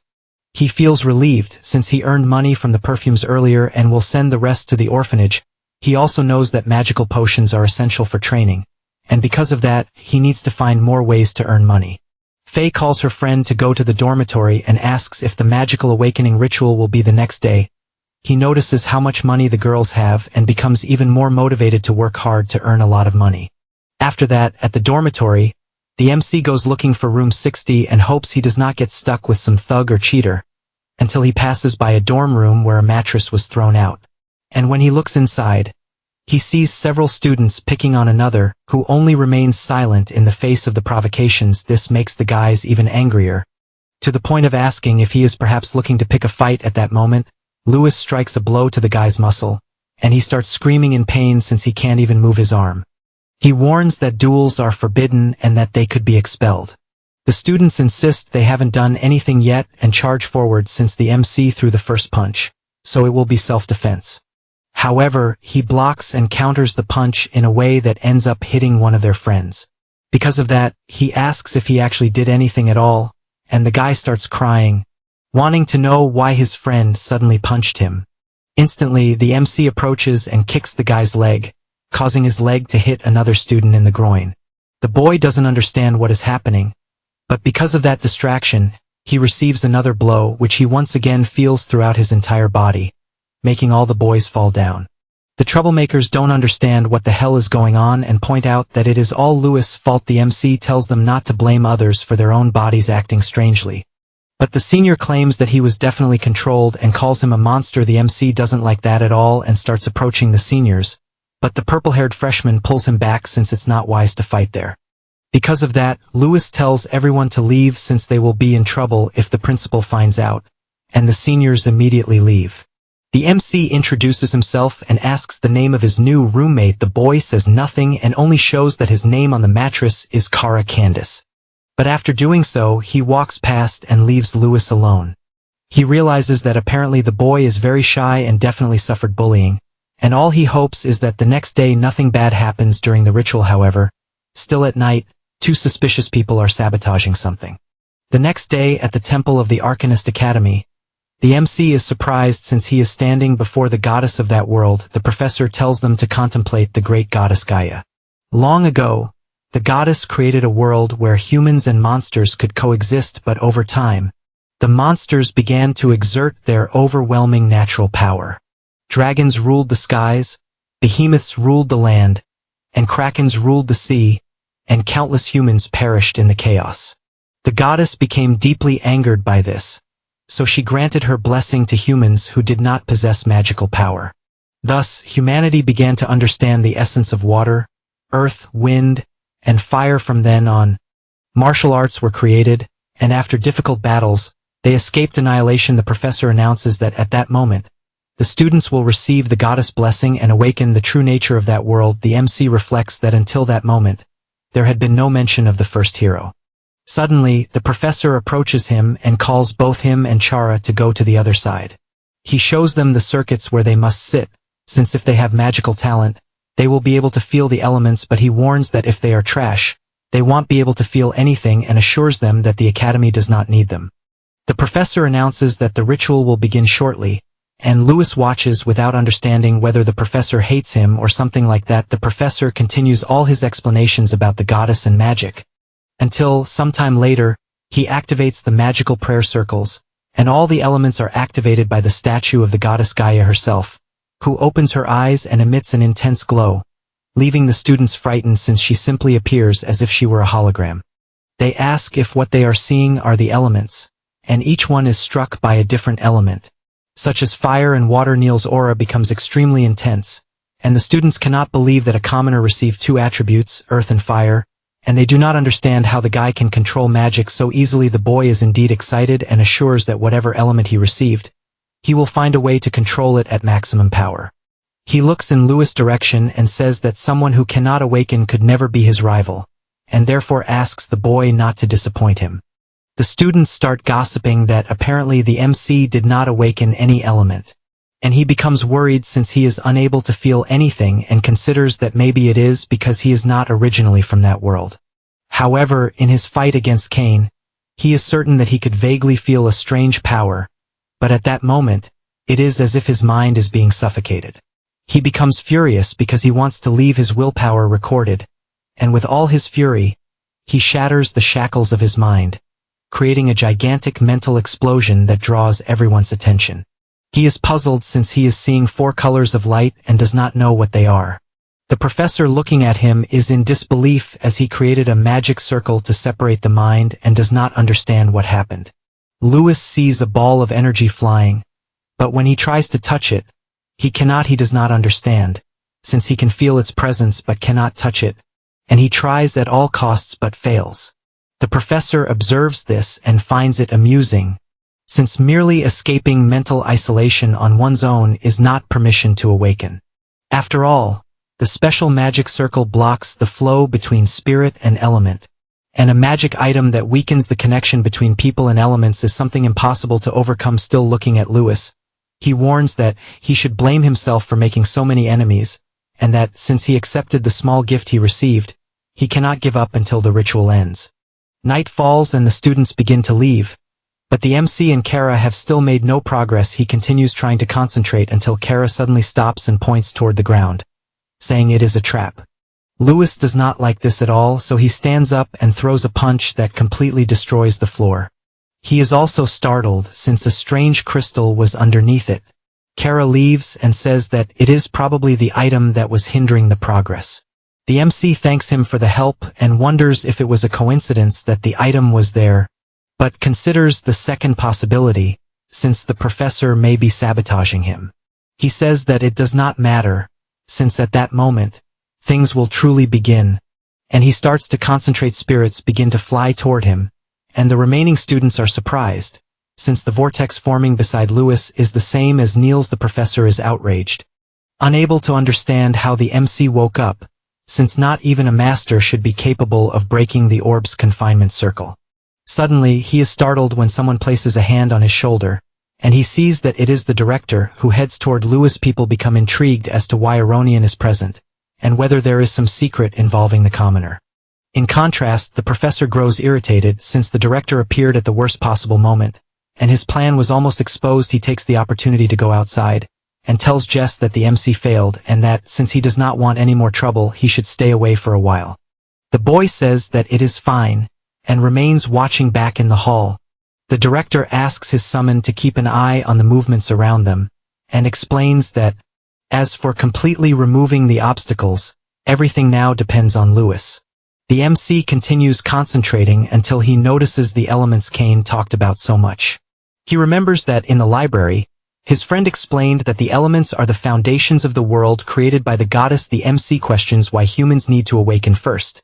Since monsters can use magic from birth, Kane replies that the explanation is simple. Because monsters have magical crystals inside them, these crystals contain various elemental powers, so monsters have high affinity from birth and can use magic through the magical crystals. Humans, on the other hand, must perform the awakening ritual and only afterward will be recognized by an element. Kane explains that one must awaken an element with good compatibility. Since once recognized by the element, all that remains is to train the mind and body. Lewis watches the crystal after the explanation, and his friend concludes by saying that everything in that world is made of the goddess elements. He observes the blue element and believes that perhaps water is compatible. He tries to touch the orb and, at first, imagines several mermaids, but he also visualizes a demonic kraken, and that aura paralyzes his body, causing him to start losing control. The blue element begins to clash with the aura inside him, and the elements combine. However, the director, who is observing, becomes worried, since what is happening is bad. As Lewis is losing control because of this, he activates the goddess barrier and, with the help of the statue, creates a protective cube around the MC, who continues to lose more and more control. The students who remain in the hall try to understand what powerful magical pressure that is, and do not understand why the director sealed the boy away, since they cannot see anything. Aronian shouts for Lewis not to let himself be influenced by the environment, and that voice echoes strongly in his mind, until he gradually recovers and gains full control of his body. He feels relieved, since it was a close call, but he is puzzled by the elements beside him, as they are different, and he takes them in his hand and tries to understand what it means, until the orb leaps and reveals that he has obtained all four elements. The outer aura dissipates, and the director feels that he can now undo the protective cube, but the intensity of the vortex that erupts upon awakening a skill is far too intense, displaying all possible colors. The students present are also frightened, since they have never seen anything like it, because the MC's aura is far more terrifying than Neil's. The director, however, is pleased, as his expectations have been exceeded. Lewis continues observing the elements in his hand until all four enter his body, and he imagines that the elements, like elemental particles, are constantly in motion, and that he needs to harmonize the flow of chi and his breathing to make the circulation smoother. He continues concentrating more and more, until he finally unlocks his full potential, but the power is so great that he releases a new power. Several ice crystals begin to form around him and burst forth, destroying the entire hall. Aronian is startled at the sight, and the MC continues releasing his ice aura, and this vision pleases the director, as it is something incredible. However, the power is so overwhelming that the ice begins to solidify throughout the entire hall, forcing the students to run, but it is useless, as they are completely frozen, since that power has taken over the entire main hall. Aronian realizes that the situation is bad and needs to suppress that power, so he begins to recite his incantation and activates the ability Candria, the flame barrier. The powerful fire takes over the hall, managing to unfreeze the students, and also puts pressure on the MC, who is channeling power non-stop. The pressure is so strong in the hall that it is felt by other teachers throughout the academy. After the power finally subsides, the director wonders what element he saw, since it resembled ice. Lewis finishes concentrating and realizes that the elements are moving at high speed and even seem to be merging. He knows that this means that, depending on the combination, a chemical reaction can occur and create a new element. In addition, the wind and water elements mixed together are completely filling his meridians, and he does not know what he should do about it since he needs to someone about it. He finally wakes up and realizes that the director is in front of him. Aronian snaps his fingers and releases the barrier he had created to contain the power. Then he asks if he understands what he just did. The MC sees some students lying on the ground and says that he apparently ended up doing something foolish and that the director saved him. Aronian summons his magical creature and says that he is going back to the room while he cleans the place, and tells the MC to follow him since he probably has some questions. Thus, the two walk toward the exit. Already in the director's office, he congratulates him since, from what he noticed, he managed to awaken all 4 attributes. Lewis replies that yes and shows that he really succeeded. The director says that to handle the elements so smoothly, he does not believe he is a newly awakened apprentice and that the talent is real. In addition, he gives him a book to study magic that he himself used to study. Then he says that he possesses the wind and earth elements. So for fire and water, he will need to ask Faye and Milyana since they are 2 people from large families. Suddenly, he tells Kylie to come in and a woman teleports into the room. He explains that Kylie is a trustworthy assistant and that, from that moment on, she will be protecting him. They go to a training area where the walls are reinforced with earth magic. Kylie asks him to show thee and the MC explains that he discovered it by chance during the ritual since, if he accelerates the movement of 2 elements and mixes them, a new element will be born and he even named this new element the ice element.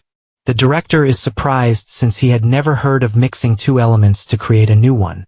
The girl is surprised since she is indeed witnessing a new element and excited she rushes forward because she wants to feel this power. She delivers numerous consecutive punches that are blocked by him until Lewis prepares himself and counterattacks, leaving the girl so startled that she has to retreat. She tries to understand why his movements became faster and realizes that, in fact, she became slower, probably because of the ice effect. Still intrigued, she asks if the fusion of 2 elements has ever been done by anyone at any time. And the director replies that no, since it is something unprecedented and ever since magic appeared, people have studied its power infinitely. Many geniuses in history have dedicated their lives to magic but none have ever managed to fuse 2 elements. Most people can only control a single attribute and only a few awaken to multiple attributes. Even the strongest saint of the empire, Lady Miriam, the unique genius of the eastern region, only managed to control 3 elements. She also tried to fuse 2 attributes once but failed miserably because the mind and body cannot keep up. The MC is surprised to hear this as he did not know that the human body cannot withstand the fusion of attributes. The director explains that for humans to use magic, they must resist the power of the elements with both body and mind, so when he accelerated the attributes, it required willpower to guide them. Therefore, if he tries to guide multiple elements at the same time, this power would collide within the person themselves, costing their own life. Kylie does not hide her surprise as she is facing a child who can rival even a saint. Kylie gathers her energy and activates her flaming fists as she wants to test him once again. The 2 resume exchanging blows and the director comments that she formed a hypothesis that to handle multiple attributes simultaneously, one must obtain a body similar to that of a dragon that can withstand the collision of elements or use magic through magical crystals, just as monsters do. Lewis asks about the results of the research. He replies that it was a disaster, as all the experiments conducted within the empire failed and eventually the entire concept was considered forbidden, and he never even dreamed that someone would break this taboo. The MC reflects on this as he is seeing the multiple attributes circulating separately, preventing them from colliding. Kylie lands a kick, telling him not to regret what he has achieved. He says he understands, as he is aware that he can indeed become a source of trouble. She confirms this as if his secret leaks. There is no way to know what will happen to him, and even though the director ordered her to protect him, it is a fact that she does not like problems, so she asks him not to do anything unnecessary. Lewis asks him not to worry, as he will say that he awakened to the water attribute and the ice element is just an application of it. The director becomes confused by this and he explains that his willpower is stronger than most people's, and because of that, asks to be attacked once again. Kylie does not hesitate and charges at him, and he demonstrates what he said about the water element, as when it is subjected to a certain pressure it can be used in that way. The girl is surprised by this, as is the director, as he has just invented the water element ability superionic ice form. Aronian is surprised, as that is not magic, and she questions how he transformed ordinary water into ice, since it not only does not melt even under extreme flames, but is also radiating heat. He explains that liquids have the property of changing form under extreme pressure, and basically used this concept. The director says that there are indeed many things without explanation in that world, and because of that, he should go see him whenever he wants, as he will teach him the correct way to use his powers, and if he makes new discoveries, he will also give him proper credit. Kylie asks if he will really protect the child, as what just happened could be mere coincidence, since it is not written in any magic book.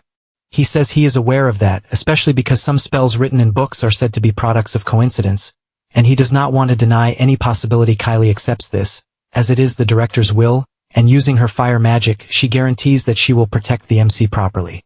Aronian asks Lewis to return, as classes start the next day, and also gives him a mental recovery potion. He is surprised, as he had no idea that there were also magical potions for the mind. After that, he returns to his dormitory even without sleep and believes he should meditate until the next day. After opening the door, he notices that Kara is still awake so late, and asks if he had been waiting for him. Then he thanks him for giving the tip about the trap, as the director said that a rare artifact was installed in the circle, and Curious asks how he noticed. The boy says nothing and simply hands over a card that the MC takes in his hand, and realizes it is from the Gandus Trading Company, and it makes sense that he is so knowledgeable about things. He then asks if he did not think that by helping him, he might become a target of some problematic people. Kara simply walks to the door, and before leaving thanks him and closes the door. Lewis is left confused about why that happened, since the boy is the son of a merchant, and will definitely need his help in the future. The next morning in the training hall, everyone is gathered, and Derek introduces himself as the physical training instructor, and says that he will teach the fundamentals of martial arts, since with his instructions, everyone will have perfect bodies. However, the positions the teacher demonstrates only leave the students frightened, thinking he is crazy except for Lewis, who is amazed, and says that the body and mind are the foundation of martial arts. The teacher likes hearing that, and moves almost instantly behind him. As he approaches, he says it is perfect since every part from head to toe has been completely trained, and is a masterpiece created by the gods. Lewis is terrified by how clingy the teacher is, and Derek tells Kane that he is useless, since he has no muscle at all, and it is pointless being from a great family. He also states that the great families have declined greatly in quality, and tells everyone to get ready, since the class is about to begin, and he will ask the veterans to demonstrate some of the training equipment. This draws the students' attention since the veterans have barely entered the room, and are already saying that everyone is useless, because they lost to commoners. The MC and Kane just watch until the teacher tells them to stop the nonsense, since they want to see a demonstration. One of them says that is fine and goes to the machine. He prepares himself and says that the weights have been enhanced with earth magic, and using 1 ton starts training his chest. Everyone is surprised, as they do not believe it is possible for someone to lift 1 ton so casually. Then a girl goes to the circle that spins at high speed, showing incredible balance. Another runs on the treadmill using weights of 250 kilograms. The teacher announces that the demonstration is over, and that it is time for the students to try. The first one almost faints, since the weight does not move. The same happens with the balance machine, and even the treadmill, which throws the students away. The veterans ask if this is a joke, and if they are so spoiled since they are too weak. However, this does not last long, as one of the veterans points to the side, saying there is a monster in that room, since he sees the MC using the chest machine with 10 tons as if it were nothing. The same goes for the treadmill, as he is running at a colossal speed. Lastly, the balance machine, since the speed is so high that it almost creates a tornado. All the veterans are terrified and claim that this is impossible, and that he is probably using some kind of body enhancement. However, the surprise does not end there, as soon after Neil starts training his chest with 15 tons. He also runs on the treadmill with 20 tons on his back, which is enough to leave the veteran group shocked. The boy throws the weights on the ground, and tells the MC to ignore the other trash, since they will use that training to decide who is superior. He cannot believe this absurdity, since the class is only basic training, and the goal is simply to train the body. The veterans hear them arguing, and Marcus, furious, asks if he was really insulted. Because of that, he tells them not to be arrogant just because they have a little power, since that training is the most basic of the basics, and questions what their attributes are. Neil shows that he has a dual attribute. The veteran is immediately shocked, as he had no idea that a commoner could possess both fire and earth attributes, and this could be problematic. Neil asks what the MC's attribute is, and he, hiding that he possesses all 4, replies that his attribute is water. The veteran bursts into laughter, as he considers the water attribute the most pathetic of all, and claims that with a useless element, the power will be wasted, and therefore asks what he plans to do with water besides soaking someone. Lewis does not understand what is so funny about this attribute. Miliana explains that it is an arcane martial attribute, and only those who truly have the aquatic blade as an attack move can do anything with it. Therefore, it is an element specialized in defense and support, so compared to other attributes, it tends to be looked down upon. Only then does the MC realize that the water attribute is poorly regarded. Marcus provokes again, saying that no matter how strong the body is, if someone has the water attribute as their element, the future will be bleak. After all, there has never been a great master of the water attribute in history. The students ask Miliana not to worry about these provocations. Since she has this attribute, the MC intervenes and asks if someone who only has the water attribute is really limited. The veteran replies that it is just common sense and that ordinary people would never understand it. Everyone begins to grow furious as the provocations do not stop, and both classes start insulting each other. Jess goes to the teacher and asks if they were called there to serve as examples to the new students. Then, knowing that to use magic, one must strengthen the body, he says that the best thing they can do is endurance training. For that reason, he proposes a combat combined with endurance training, as he wants to show how imposing the water attribute is. Kane tells the MC that that veteran is Sheath's brother, and since the water attribute is not suitable for protecting the body, it means that the guy wants to take advantage of that to beat him up. Anyway, Lewis goes to the teacher and says he does not believe there are superior or inferior attributes, and Derek understands that this means he is accepting the challenge. He replies yes, as he will prove his point against the veterans. Kane asks if he is sure, but he tells him not to worry. Then the teacher informs that magic will only be allowed in the central area, and that they must show their proud bodies. However, avoiding attacks is completely forbidden. Immediately, Neil gets excited about this opportunity, and activating his firepower, says that he will finally have a fair fight and points out that everyone is weak. Marcus realizes that the dual attribute will be a problem, but he is determined to deal with the MC first, and activating his ability creates his earth armor and charges forward without thinking twice. However, he takes a punch to the mouth from Neil that sends him flying like a cannonball. The veterans are shocked by this, and the fire-haired guy says that a dog does nothing but bark. This provocation irritates Marcus, who cannot understand how his armor was destroyed with a single blow, considering that the earth attribute is regarded as the most durable.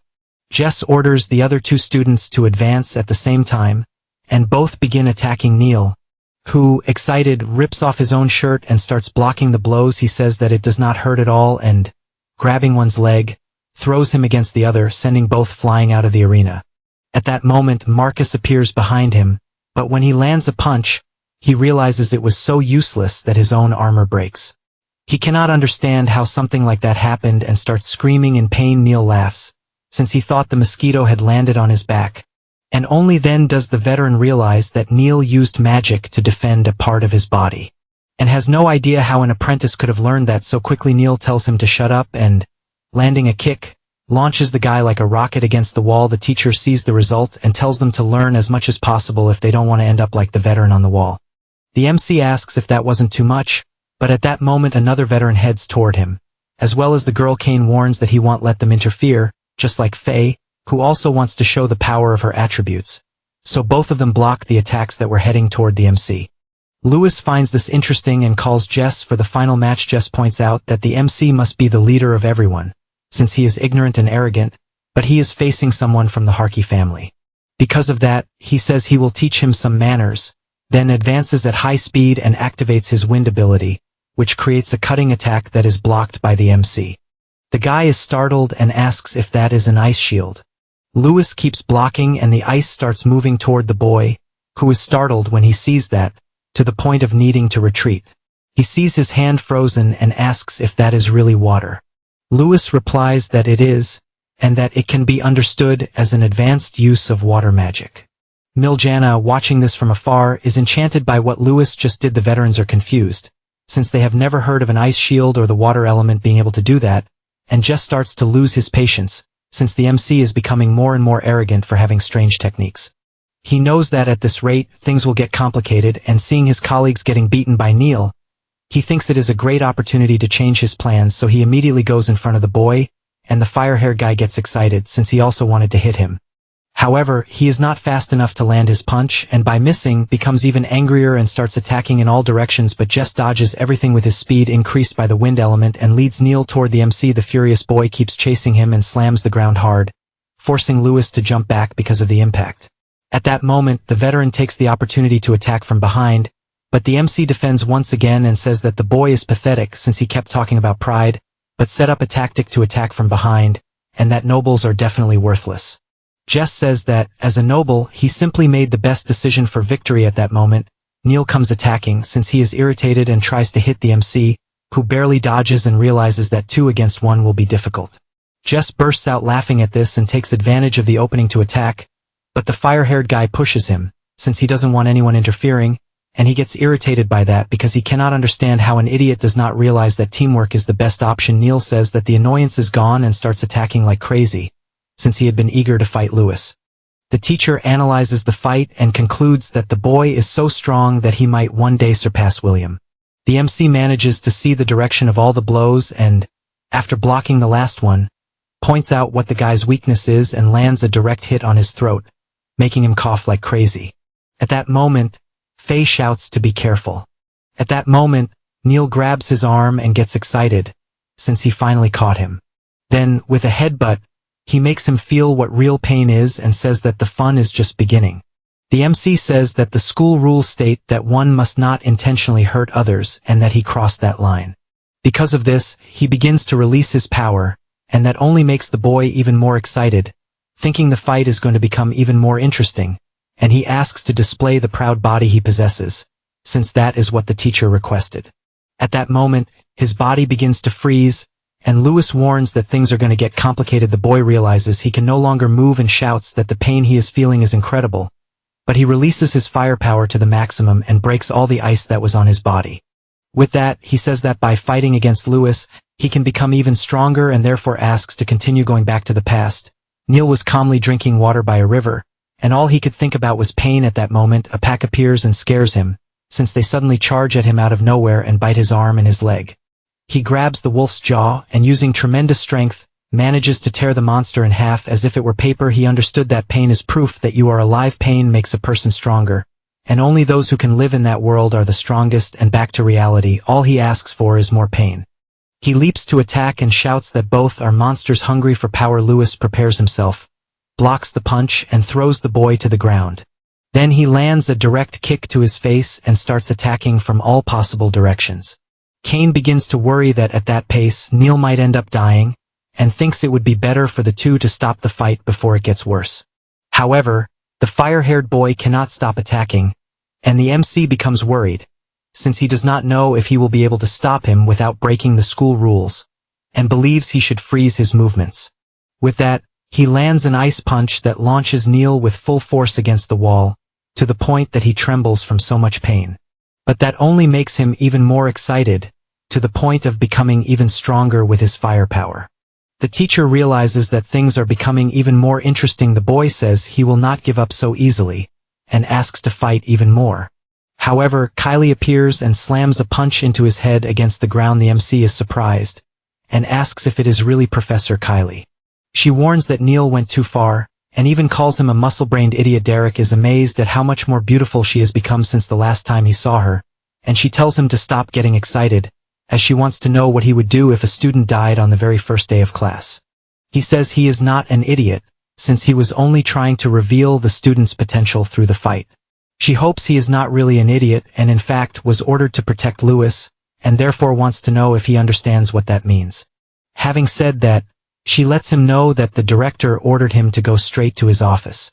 Derek says he understands, and realizes he is going to get a serious scolding. In any case, his surprise does not fade, since he cannot even imagine how strong the freshmen are. Besides that, he tells Neil to hurry up and put on some clothes, and assures that if he loses again, his credits will be taken. Neil does not like that at all, since he cannot withstand his master's attacks, and at that pace will go bankrupt, and will have to hunt monsters to earn money.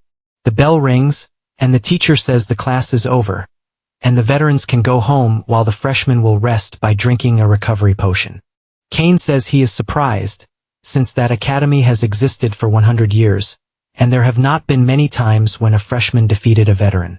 Lewis says that in the materials he saw, there was nothing written about that. Kane explains that that is exactly the point, since in history it has only happened 3 times, and in fact several great masters emerged from freshmen who managed to defeat their veterans.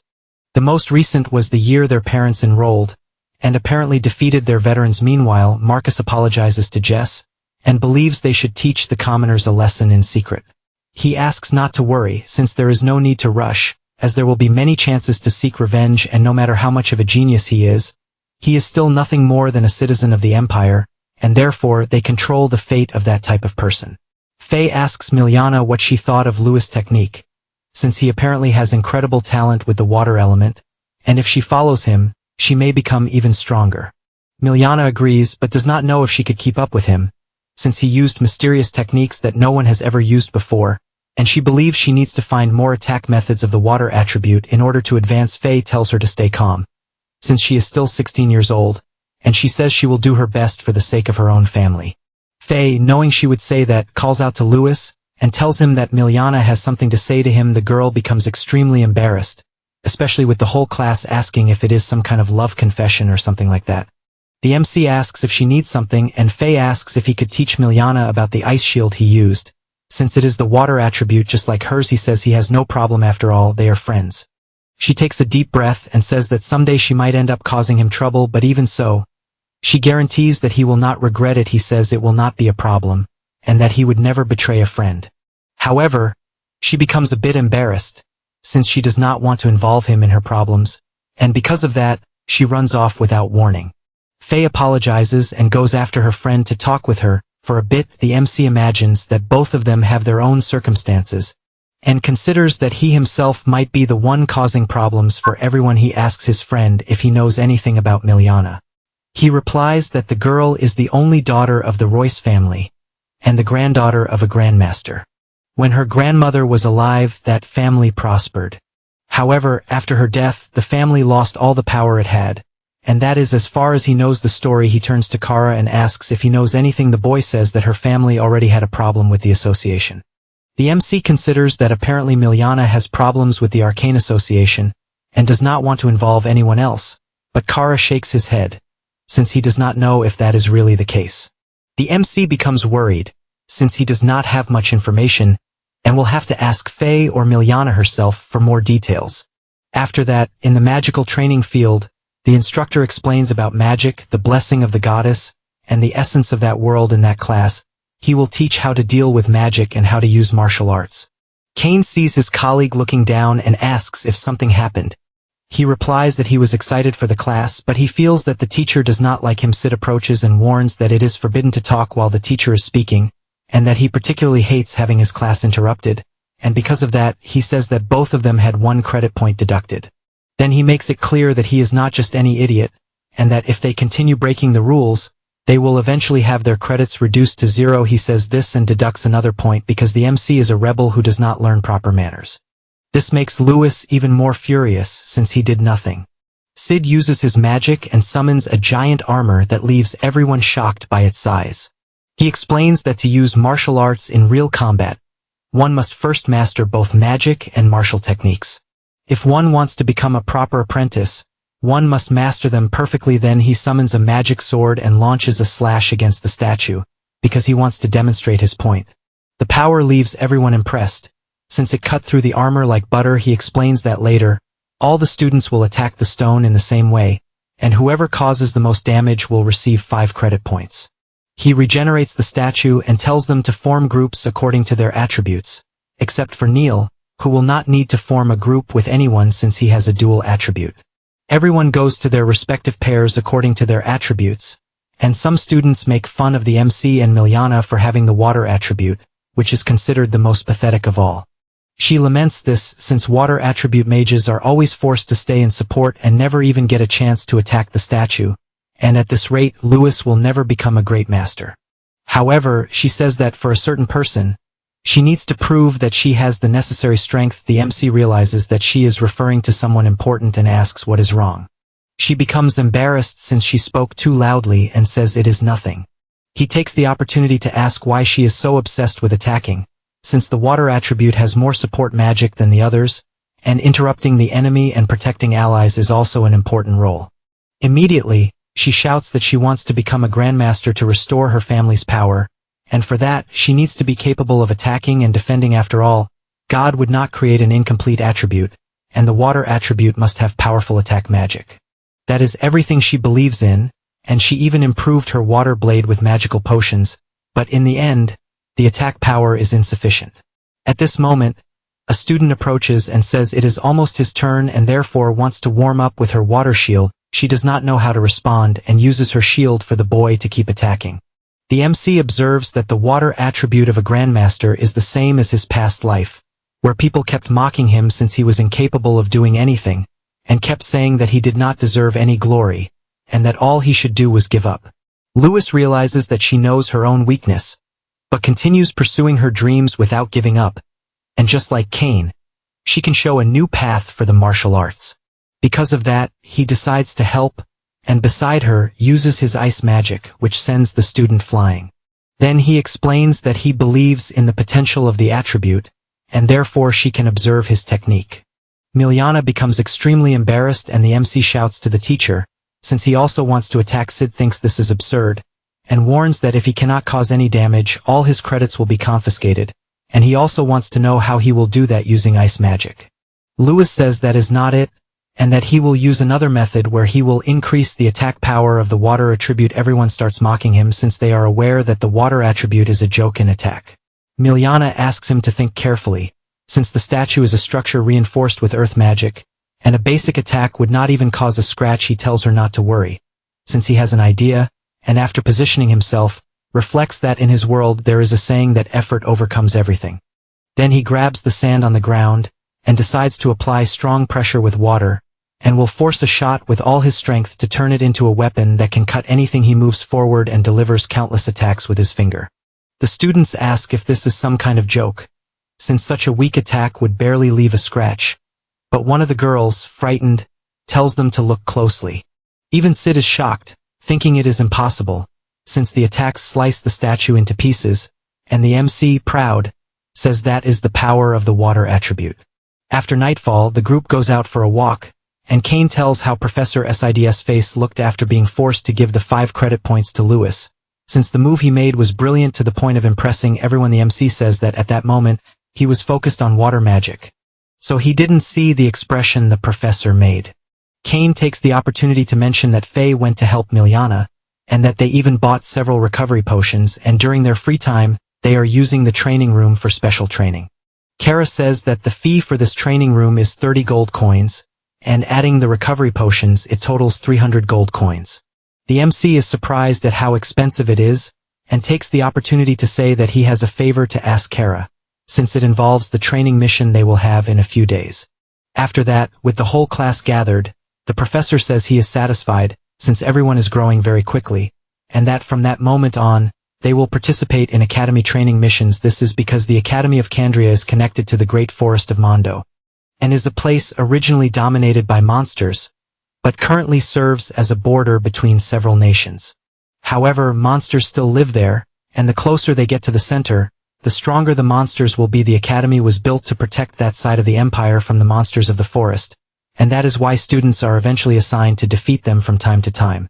The magic crystals obtained from monsters during the mission can be exchanged for credits or rewards, and the student with the highest gains will receive extra rewards. However, if someone acts recklessly, such as challenging a stronger enemy, he will end up being rescued by a professor, and will lose 1 point. Neil gets excited, since now he will finally be able to give it his all hunting monsters. Faye asks the MC if he is planning to train Miliana through real combat.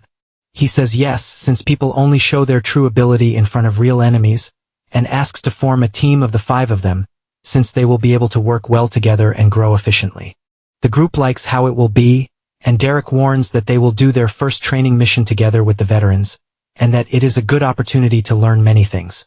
Jess tells the MC that they have finally met again, and warns that those missions are always dangerous, and that he should make sure not to die. The MC assures that it will not be a problem. After all, people only grow by overcoming danger. The veteran thinks this is pathetic and tells his friends not to interfere if the boys are in danger. Cain says that the veterans will not try to do anything directly, since the professor will be watching during the mission, but they may try to make them fight stronger monsters. Lewis says that this is perfect, since stronger monsters give more valuable crystals. All the students enter the forest, and Cain says that the saints of that era exterminated all the monsters in the center, and only a few remained on the edges. A veteran says that normally several fighters are needed to defeat a high-level monster, and that they should not underestimate the enemy. As soon as he says that, a giant wolf of the fighter class appears before them, and immediately the boy jumps to the top of a tree, thinking that that level of monster is perfect for their training. He is aware that that monster is quite strong for that area, and has very high resistance, so some freshmen will definitely have a lot of difficulty.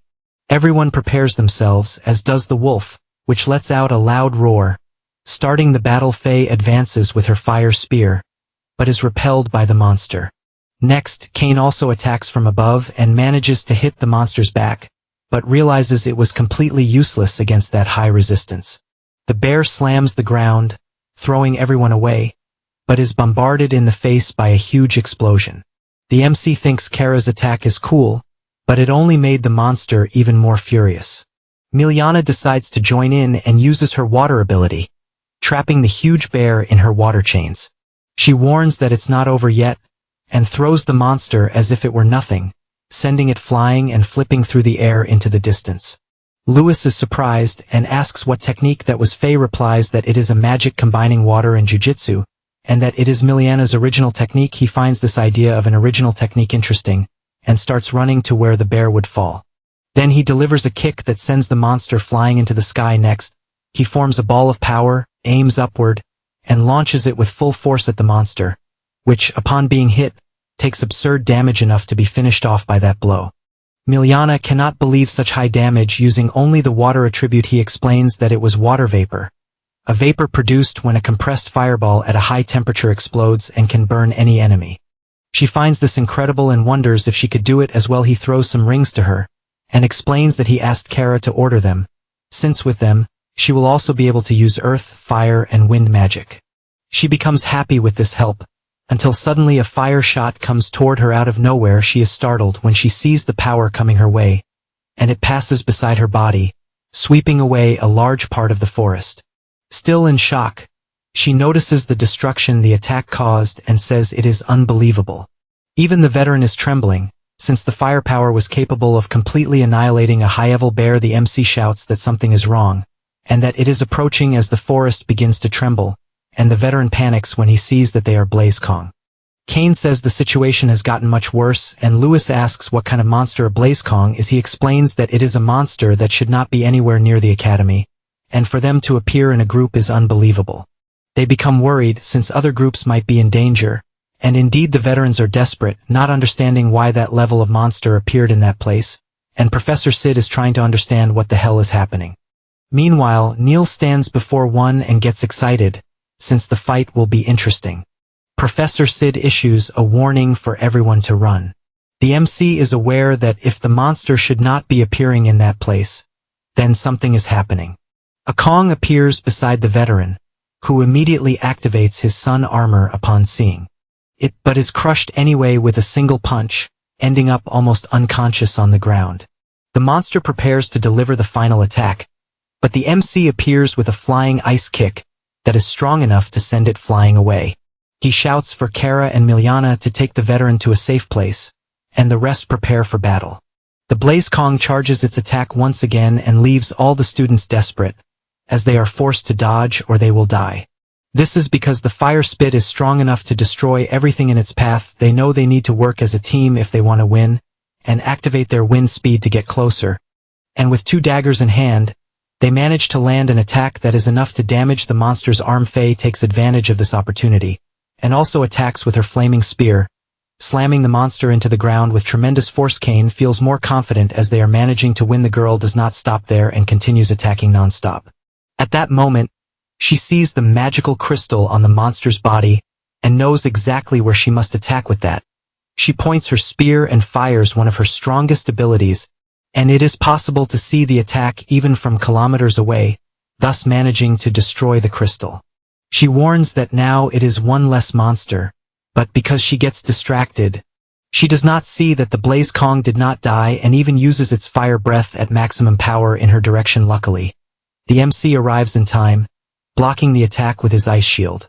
Then he uses his ability on the ground and manages to freeze the monster completely. She thanks him for the help, since she had not seen that the monkey was still alive. At that moment, the ice begins to crack and he jumps onto her body, telling her to be careful. This is because the gorilla managed to free itself from that prison and even had its body regenerated. Kane panics since he already knew they were violent but had never heard that they could regenerate so quickly. The MC finds this sensation strange, since it is exactly how he felt with Neil back then. The fire-haired one is unable to control himself due to so much excitement, defeating all the monsters in front of him. Meanwhile, the professor notices that even after killing one monster, several others appear and becomes worried. Since at that rate the students may die, the MC finds himself cornered, as more gorillas keep appearing all the time. Elsewhere, Kara and Miljana are lying on the ground along with the veteran. He opens his eyes and laughing says that his preparation is complete and that he will be able to use the defective monsters to finish off the MC. Activating his ability, he makes the Blaze Kongs enter a state of fury, becoming even more powerful. After releasing their powers, they cannot believe what they are seeing, as the monsters are using arcane armor. The gorilla strikes the ground and everyone is forced to retreat, but he notices that the monsters in particular are focusing on him. One of them summons a fireball that becomes more than twice its size. The MC is shocked, since all the monsters summon this power at the same time to attack him. His group panics, but the monsters attack anyway, creating a colossal wave of destruction. Brian watches from afar and says that the operation was successful. The professor does not like this at all, since the wave of power was enormous. Neil is also surprised to see this, but a beam of blue light appears in the middle of the explosion and this draws the attention of the fire gorillas, as a huge blue vortex appears and the MC emerges completely protected by his ability, completely furious with the situation. Faye says she is impressed, since he is controlling magic over a wide area with mental power and only someone above master level could do that. The MC knows he had to accelerate the circulation of magical power, so he temporarily reached the level of a master. Since he cannot avoid the situation, he uses his ice-breathing technique, which creates a large-scale attack that engulfs all the surrounding gorillas to trap them. Then he prepares himself and rushes forward, delivering a powerful punch to one of the monsters, piercing it from the inside out with several ice spikes.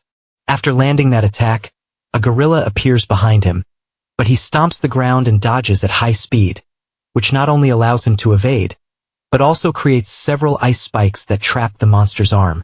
The MC keeps advancing, dodging the attacks of all the gorillas and leaving them confused, as they cannot see where the target is.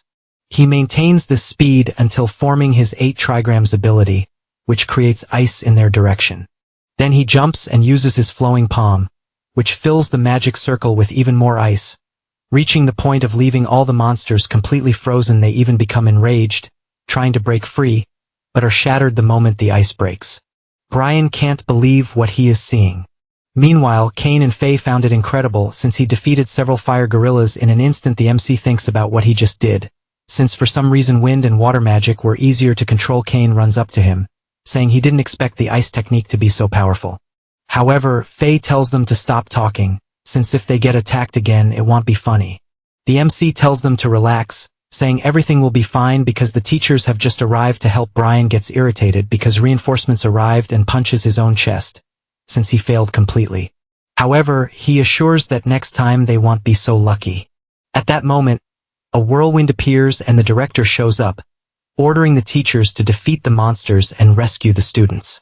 Then he asks if everyone is safe. Faye says that the MC defeated several master-level Blaze Kongs alone, and that if he hadn't been there, she has no idea what could have happened. Aronian becomes intrigued by this, but Luis changes the subject, saying that the recent incident was unusual, and asks them to look at the monsters that were shattered by ice. The director realizes what it is and tells everyone to return to the academy.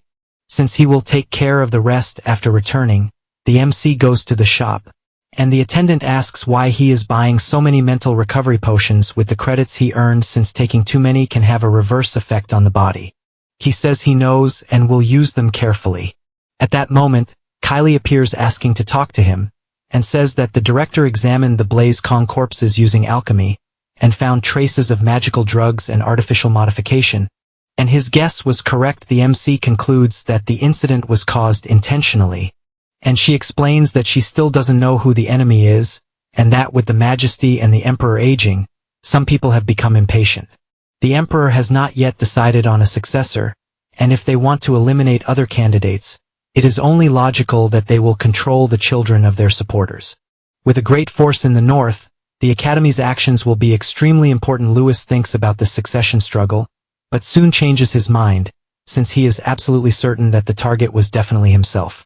She says she will continue investigating, and will help in every way she can, and says goodbye, asking him to become stronger to meet the director's expectations. He thinks about becoming stronger, opens a potion, and drinks it immediately. Then he meets with his friends and says he cannot afford to waste time. After that, Brian goes to his father and says that regarding the modified monsters, an increase in combat capability was confirmed. However, the results were below expectations. That is because most of the corpses were discarded due to heavy destruction. His father continues listening in silence, and the boy, worried, says that some corpses were recovered by the Academy, and worries in case the director notices. He replies that the tests were prepared by the Empire, and even if they noticed, they won't be able to do anything. After all, the most important matter concerns the cursed child. Brian says he had suspected it for some time, since the MC was emitting a terrifying aura, and believes that the director is hiding his identity. His father finds this interesting, and asks if he has been avoiding insects. Brian says there isn't much he can do, but his father says that the cursed child is not something to be feared, and that he should send the information to the association's superiors. After all, they will use the power of the goddess to eliminate the cursed child, since it is part of her duty. Vaughn, who is a prince and leader of the noble faction, finishes by saying that one must learn to deal with problematic matters without getting their own hands dirty.